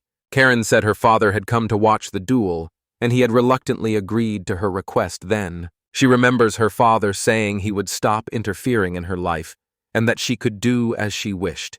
Karen said he had completely given up on her, but his wearing men's clothes and other habits had vanished. Now she decided to wear what she liked and asked him how she looked. Blushing, the ogre said it suited her. Regaining his composure, he said it was not important now and asked her to explain the engagement announcement. The girl reminded him that while they sat in the waiting room, she had said she wanted to be with Ogre, and he had agreed. The hero did not believe his words. It hit him that it was true. The girl sat on the bed and said she had something to ask. She said she wanted to be his wife and would do everything possible to make it happen. She asked him whether he would become engaged to her. The man stared at the girl in shock. She admitted she was a crybaby and had no real strengths, but since he had saved her before, she wanted to be the one to support him this time.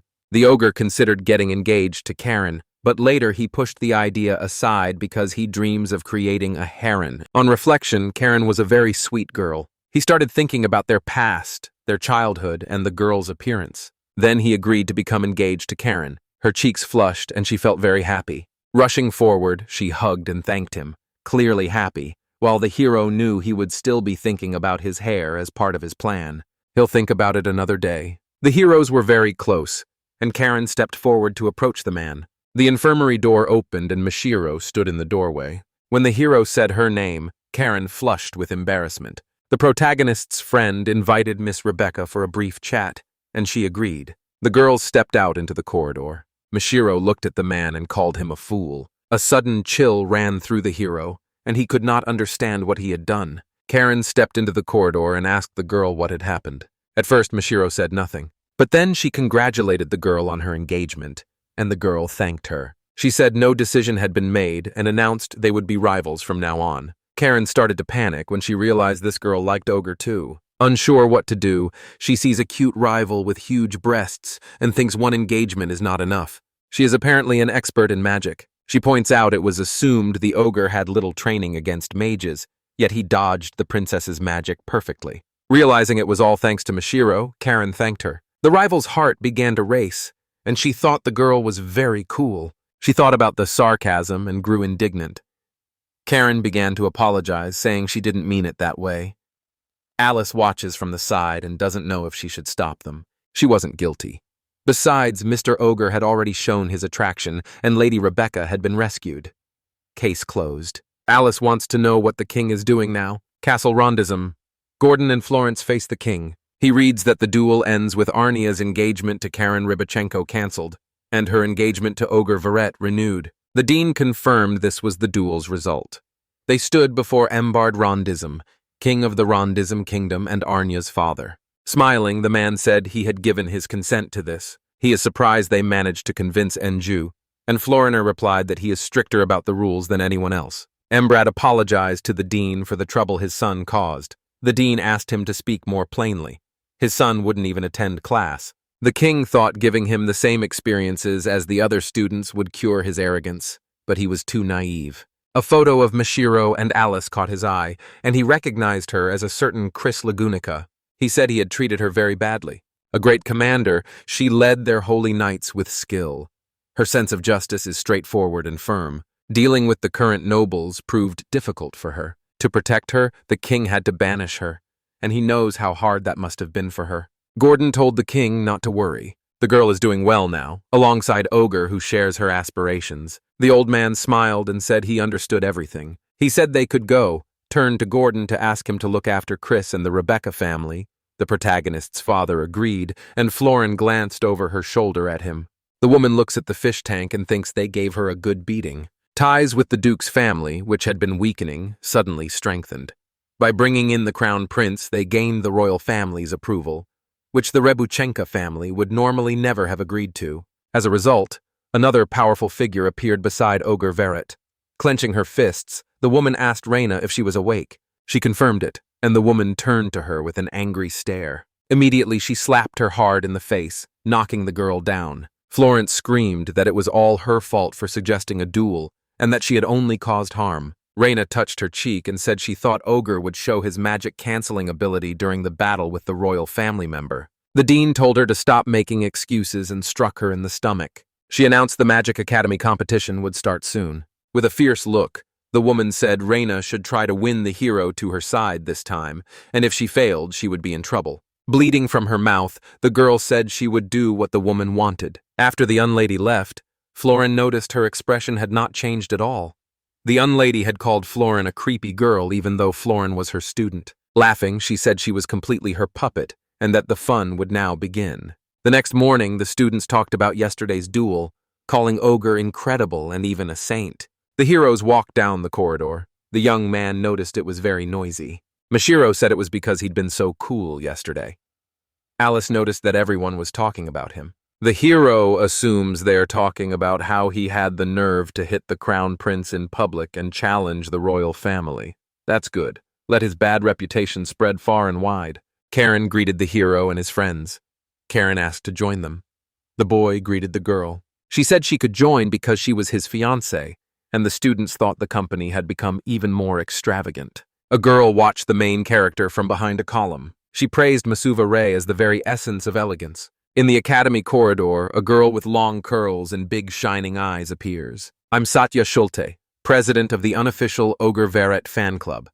Club members keep to the shadows and avoid drawing attention. Satya and the other girls in sunglasses watched the ogre walk down the hallway in secret. Schulte reminds everyone that the club's motto is, "Stay out of it. Don't cause trouble and stay out of sight," and enthusiastically urges all members to support Verret. The girls cheer. Startled by the noise, the ogre turns around, bewildered. The hero keeps moving, checking for anyone nearby besides his girls, and Alice says she senses no murderous intent. A pleasant morning begins.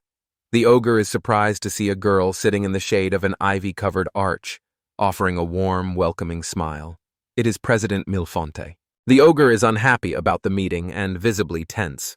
The president politely invites him to talk since there is still time before classes. The hero is upset and confused. Having been helped by the president before, he agrees to talk and sits down at the table opposite the girl. Ogre asks Alice to escort Mashiro and Karen to the classroom. Alice complies. The other girls say goodbye to Ogre. Ogre and Nilfonte sit at a table. Still tense, Ogre asks what the president wanted from him. Instead, the girl acts very politely and even flirts, inviting Ogre to join the student council while stroking his legs with her feet under the table. The ogre notes his size and irritation and asks whether Milfonte will stop inviting him. This is not the first time. The president says he will keep trying to persuade him until he joins the council. The ogre is deeply displeased. Behind her sweet smile, the girl watches him like prey. Vare senses things are getting serious. Milfanti senses the tension and tells Ogre to relax and drink some black tea. She slides a small, hot cup toward him. Ogre studies the cup with apprehension, unsure if Milfanti slipped something into it. Tasting the tea, he is amazed by its incredible taste and looks at the cup in surprise. Though the Vert family is known for excellent team building, the hero finds the president's brewing method perfect. Milfanti notices her tea has made a good impression and promises Ogre that if he joins the council, she will brew tea for him every day. Verret refuses categorically, almost getting caught and reminding himself not to show his weaknesses. The president keeps persuading Ogre, saying that in the student council he will have more time to talk with Lady Rebecca now that only the two of them remain in the organization. The ogre looks very surprised. Milfanti tells him that her teacher appoints the student council members, and with only two of them now, they have a lot of work every day. The girl touches the document spread out on the table. The ogre focuses on the papers, and lists, tables, and graphs lie scattered across the table. The hero asks Milfanti if she also works as a dean. Milfanti answers yes. Verret says this should not be included in the student's work. The president says the teacher is very busy. The girl agrees to take on the task and lowers her eyes respectfully as she raises her teacup. The hero stares at the president in surprise as his chest tightens painfully. Ogre is filled with memories of the past.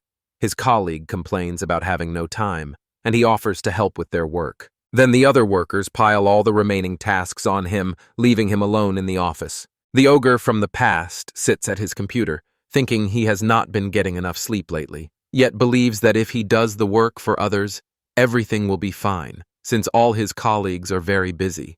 By chance, he overhears two colleagues laughing and saying the hero would do anything for them, and they decide to go out for a drink since they now have plenty of free time. Ogre returns to the present, realizing Milfanti is just like he once was, and memories of that unpleasant experience leave him confused and scared.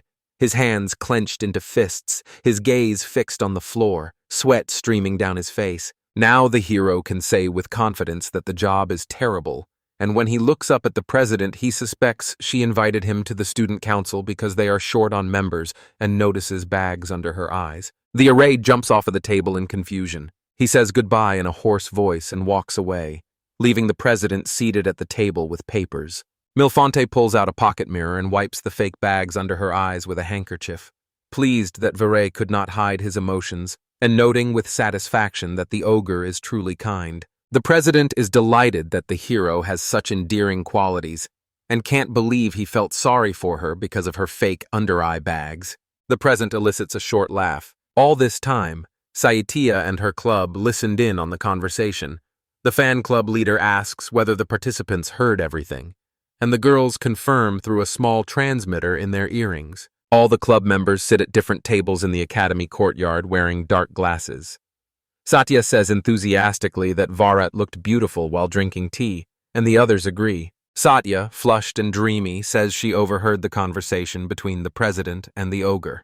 The ogre was invited to the student council. The girl imagines Ogre stopping her in the academy corridor over an incorrectly tied ribbon on her uniform and ordering her to come to him to write an explanatory note. Satya's nose begins to bleed from excitement, and she nearly faints. The ogre returns to class and is met by Karen and Michiro. Karen and Michiro sit at a desk while Karen asks what the president wanted from Ogre, and Alice and Michiro watch Verret closely as he sits at his desk and says the president invited him back to the student council. Ogre asks Karen if there's really that much to do on the student council.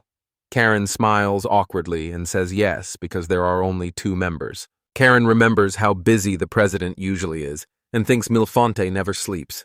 Little Rebecca asks the hero if he'll join the council, thrilled because that will let them spend nearly the whole school day together. Michiro cuts into the conversation and says she will join the council to spend time with Ogre. The president has already invited her. The ogre glares at them both, offended and thinking this might be another trick by the president. The ogre watches the 2 girls working together to persuade him to join the student council, both blushing and staring at him with pleading eyes, so he realizes he must join. Verret raises his hands and tells Karen and Mishiro he will not become a permanent member of the student council, and the girls cry in disappointment, tears in their eyes. Remembering the president's tired eyes, he decides never to join the student council because they make him work so hard even though the temptation is strong. The ogre walks down the hallway, and Karen, Mishiro, and Alice trail behind him, sighing. A voice suddenly addresses Virat. The dean appears in the hallway, and the other students watch her with admiration.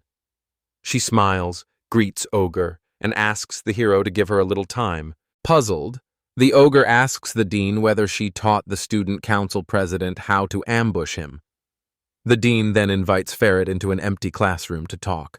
Karen is about to leave, leaving Ogre and the dean behind, but he stops the girls and says they can stay because he doesn't want to be alone with his mentor. The dean asks if Raina's offer is still valid and supports her request. The mentor thinks she should take a step toward her. When the ogre asks why the dean wants him on the student council, she says she values his skills, and the hero says he doesn't see much point in joining. The dean agrees and promises to reward him for joining the council. Smiling brightly, the woman adds that it will be a reward worthy of the heir of the Verite family. The hero grows angry, thinking how much the dean annoys him and calling her an old hag in his head. He again remembers the past in another world when his boss also promised him a raise. A tired image of Raina comes to mind. He falls silent. The dean asks what is wrong. The ogre suggests the dean give Raina a bit more freedom. The woman looks surprised. Karen and Michiro react the same way to those words. The hero again believes he was Raina in a past life, stares at the surprised woman and says the president looks like a lifeless puppet. A brief pause, then the dean explodes in rage, screaming and demanding to know what the ogre just said. Smirking, he asks if he ever offended the dean with his words. Breathing heavily, she tells the students to get ready for the next lesson and dismisses them from the room. The heroes leave quietly. Just outside the office door, the girls pounced on Verret. Karen's eyes went wide as she said she'd been wanting to scold the dean for a long time, just like Ogre did. Mishiro kept her eyes closed and said the dean was very angry. Both girls' eyes sparkle with delight as they look at the hero. Karen can hardly believe that Verret told the dean everything so directly, and Mishiro thinks it's amazing. The ogre replies calmly that he did nothing out of the ordinary and turns his back on the girls. Alice says her master could not have acted differently. A moment later, the hero's expression changes and he becomes scared. Ogre recalls the dean's deadly power when she gets angry, which makes him grin and wonder whether the president has to endure it all the time. The dean sits alone in the empty office.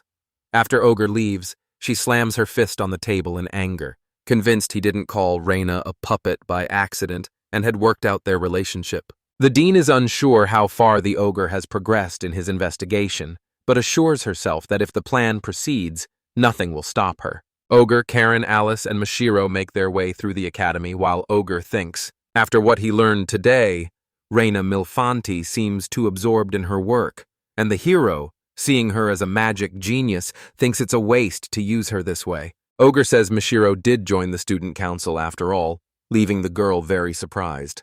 Verret joins the council to get Raina out of there and use her as his pawn. He pictures himself as a puppeteer holding a small model of the president, believing he will be above it rather than beneath it.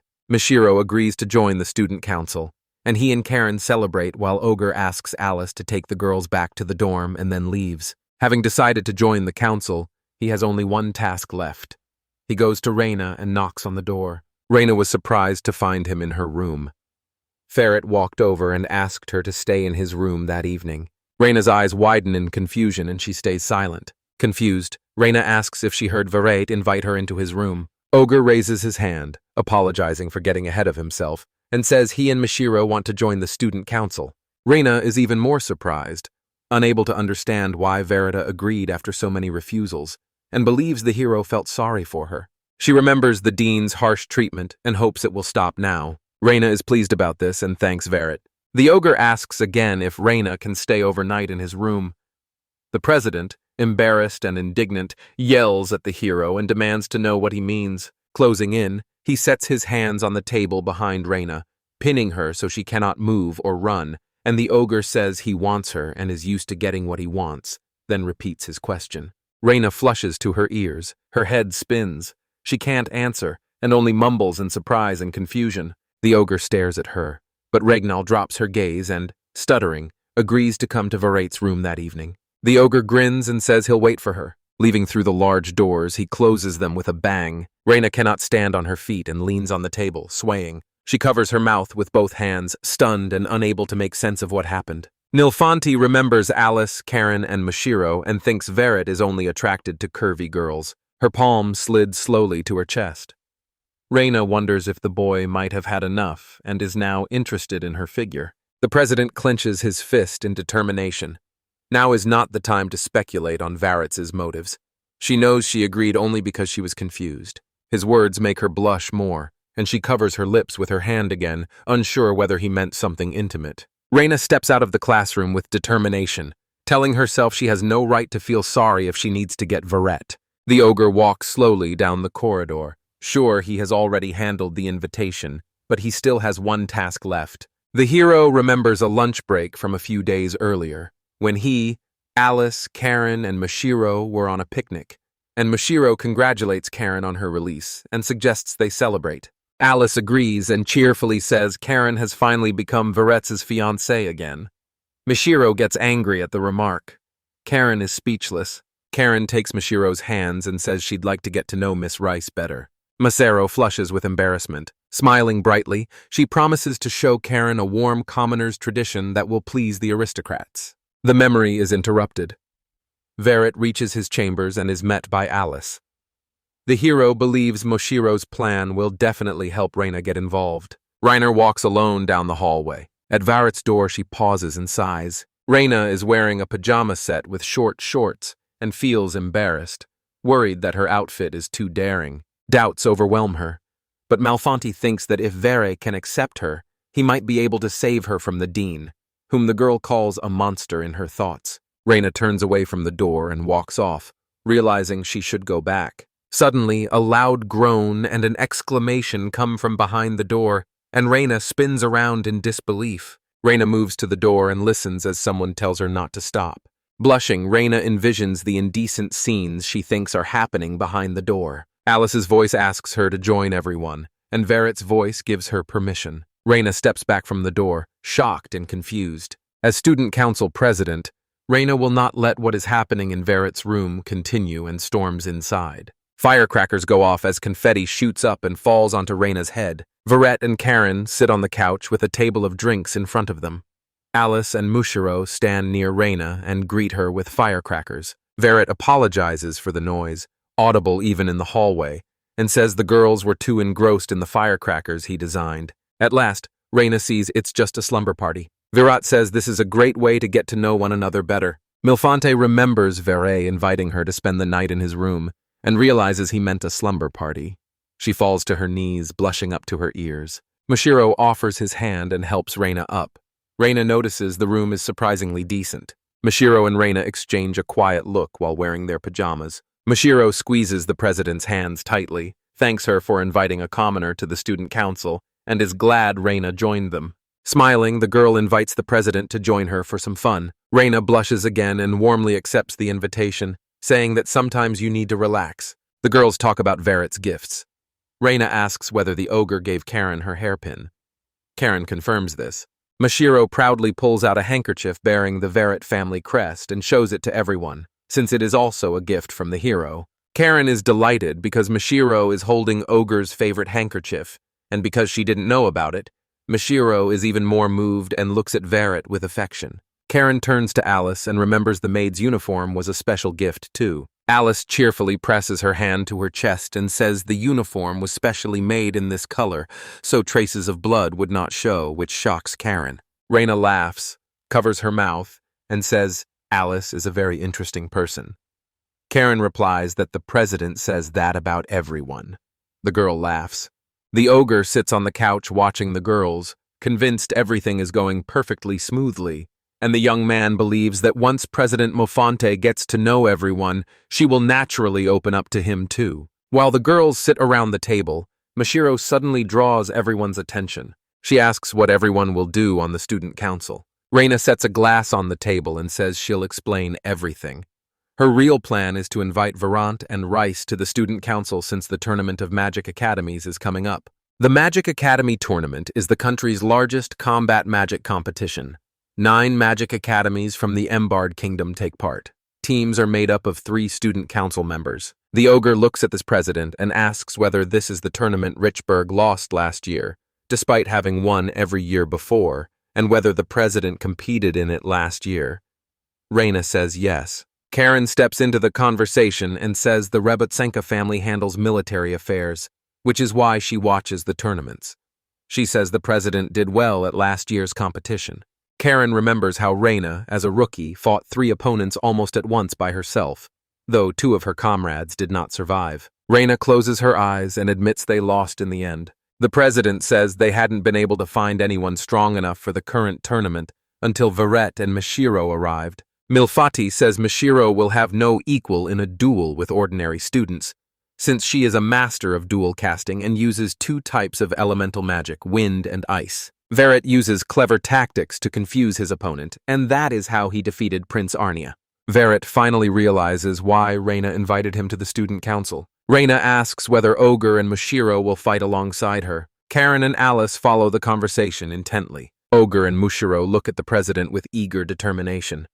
Verret says Raina should have told him about the tournament from the start. Mushiro agrees and adds he wants to test his strength. Raina is taken aback. Veri believes he can show everyone how great he is at the tournament. The magicians complete the magic tournament entry form, listing 3 names. Raina confirms all 3 will take part in the tournament. Vere asks Alice to fetch extra blankets, and Raina watches the other girls with affection. The ogre turns to Raina and asks whether she wants to sleep.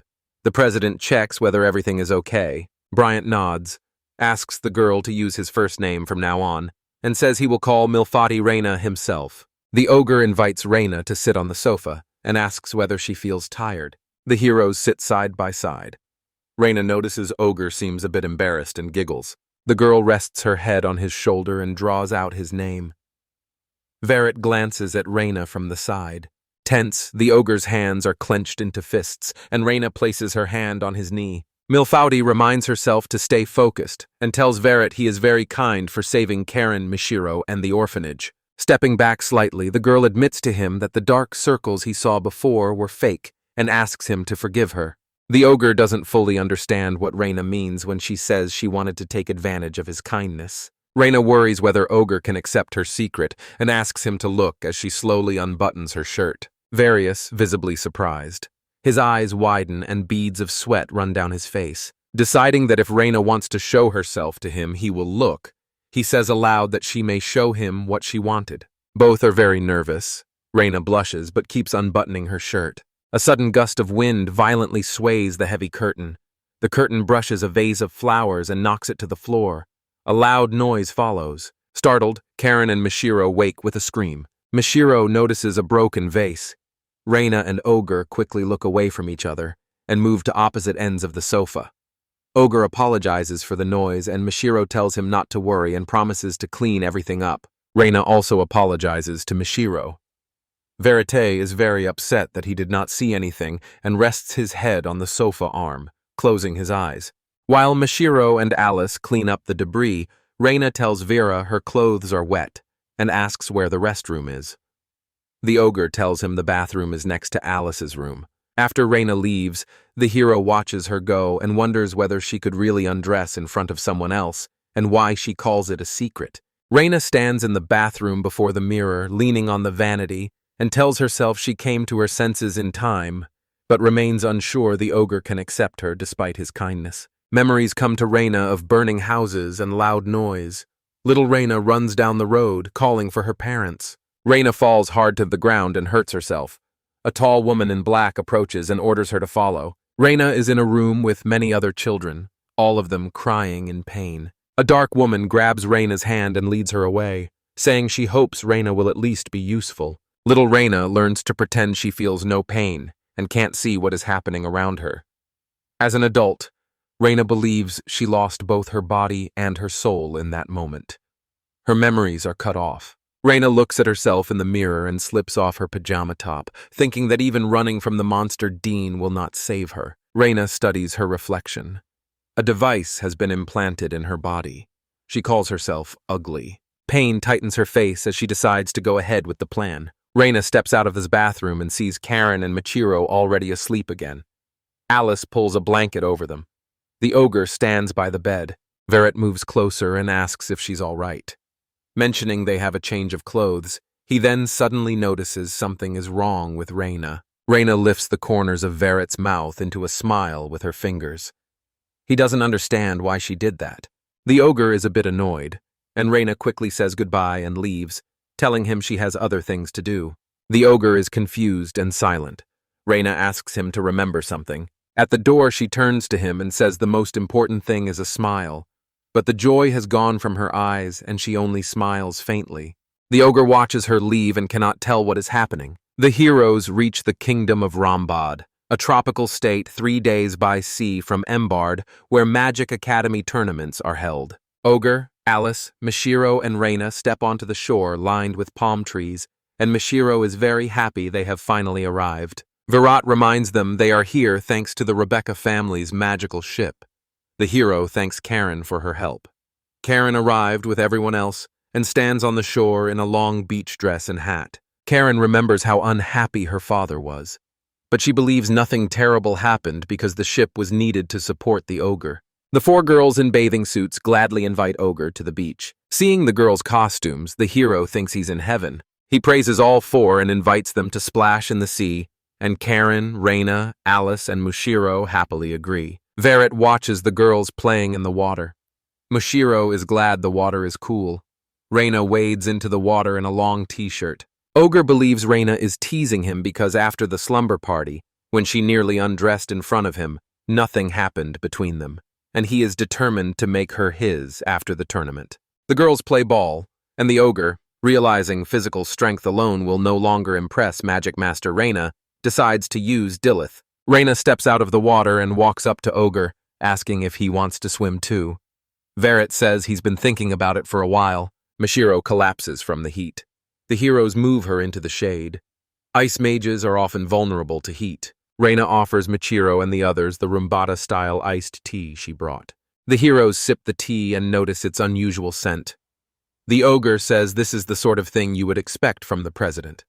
Raina is glad everyone enjoyed the tea. The president explains that the secret to making this tea is crushing the leaves by hand. Verret asks how she learned those subtle details. Facing the heroes, Raina admits the kingdom of Rambad is her homeland. Everyone is taken aback, and Karen says she didn't know. The ogre wonders why, in that case, Raina does not live in Rambad, and why she took the surname Milfanti. The hero straightens up, since now is not the time to ask about it. Thanks to the tea, Michiro feels better, full of energy and ready to begin heat acclimation training, while Raina tries to convince her to rest a little longer. Michiro replies that she'll definitely succeed because the president has high hopes for her. Raina looks at her in surprise. The girls head back to the sea with Ogre, and Raina thanks Michiro from behind. Milfante's expression turns sad again, and she presses her lips together and lowers her eyes. The heroes decide to play beach volleyball, Ogre, Karen, and Michiro versus Alice and Raina.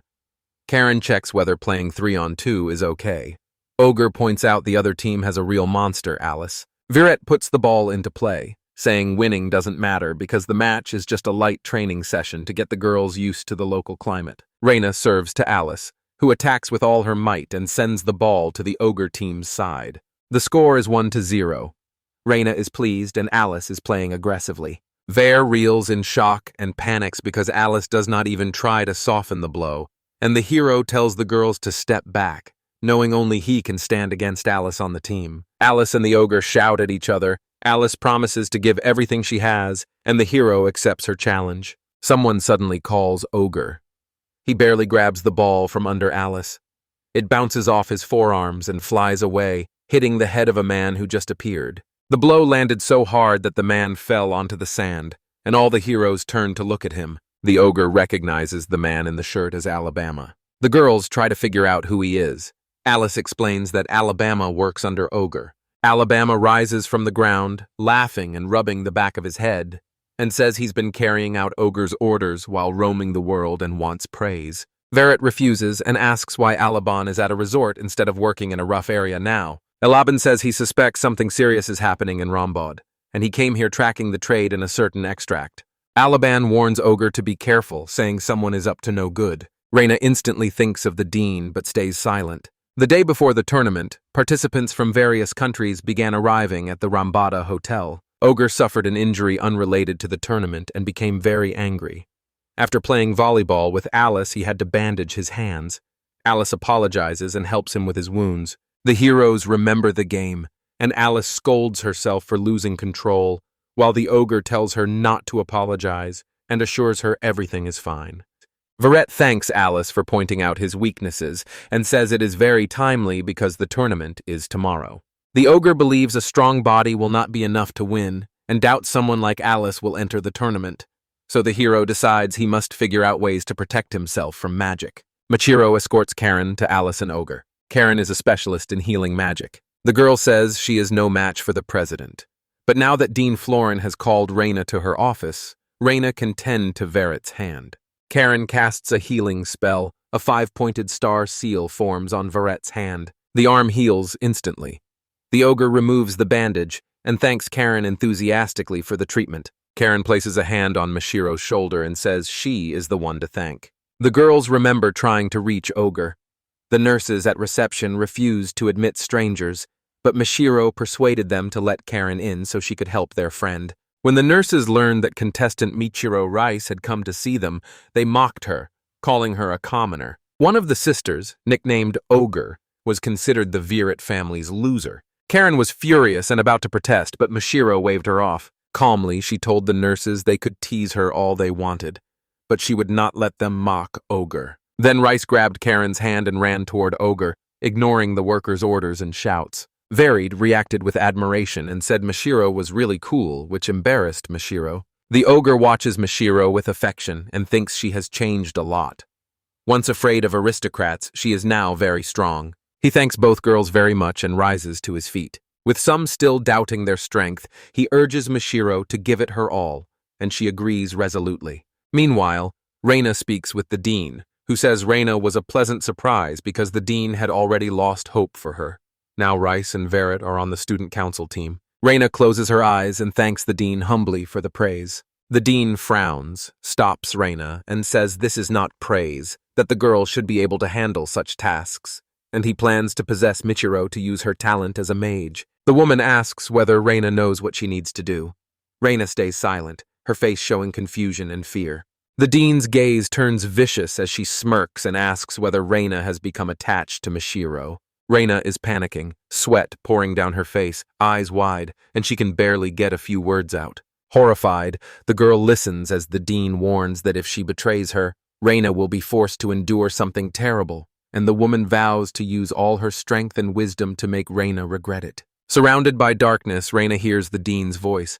The woman releases her and ensures the girl understands everything. Raina steps outside and immediately doubles over, coughing and crying and unable to breathe. Raina's legs tremble. She tells herself not to cry and reminds herself to smile no matter what. The president rejoins the other heroes. The ogre says the draw is about to begin. Raina looks tense at first. Then a second later, a bright, wide smile appears, and she keeps following the others. The heroes sit at a table in the great dining hall. The ogre asks Raina why the dean summoned her. Mishiro can't stop staring at the delicious food at the buffet. Vera asks Raina whether she has eaten yet, and Raina says she hasn't. The president refuses to eat, and the hero scolds her, telling her she can't get anything done on an empty stomach.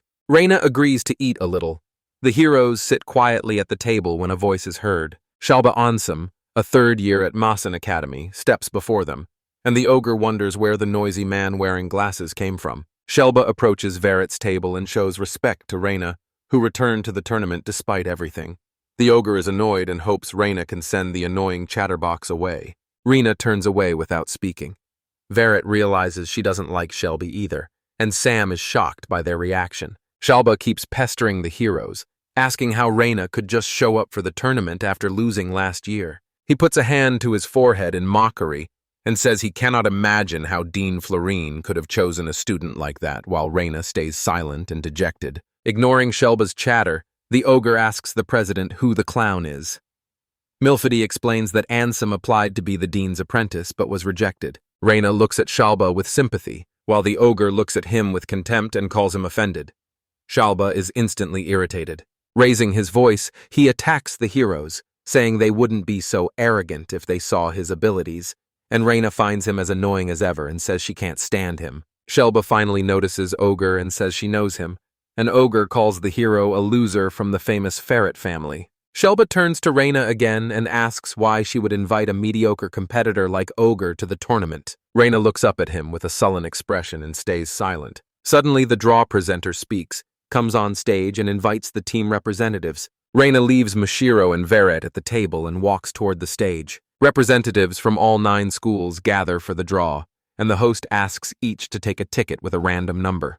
The draw results are announced from the stage. The first match is between the teams from Mission, Academy, and Richburg. Raina returns to her team and complains about her bad luck. The ogre laughs. Shelba rushes up to them again with a weak laugh and promises he'll defeat Raina this time too. Raina smiles softly and says the first match should be interesting. Shelby's face tightens as he accuses Raina of acting polite while secretly looking down on everyone. Shelba cuts her off with a loud laugh, says her arrogance is misplaced since she brought someone like Ogre to the tournament, and points at Verret. Lightning crackles, and both boys turn to Rana, shocked. Rina becomes furious, saying Shelba's chatter would go on forever if you stayed silent and listened to him, calling him intrusive. Shalba and Ogre are frightened. Shelba flees in panic but vows he will not let it go and shouts at Raina to prepare to lose tomorrow's match. A pause, then the ogre laughs loudly. Smiling at Raina, the hero says she still knows how to show her feelings. Ogre thanks Raina for getting angry with him. Milfady looks at him, surprised and blushing. She didn't understand what had just happened. Suddenly she realizes Verret has become an important part of her life. The ogre lifts the overfed Mashiro onto his back and they prepare to leave together. He tells Raina he wants her more and more. Raina is confused again and tries to figure out what the young man means. The ogre grins, bows his head, and says he wants Raina to be their friend. As the heroes leave the buffet, the ogre promises to surprise Raina with his abilities at tomorrow's tournament. Match day has arrived, and the vast coliseum is packed with people, noise, and shouting. Spectators include Alice and Karen as well as many girls from the ogre fan club, who hold supportive posters with hearts. The host announces the start of the tournament and introduces the teams one at a time. The team with the strongest lightning and fire combination enters the arena first. Viret's team heads toward the arena entrance. Ogre urges Raina and Mashiro. Mison's team enters the arena, led by Shelba. The Richburg Academy team are former champions, but the current squad's potential is unknown.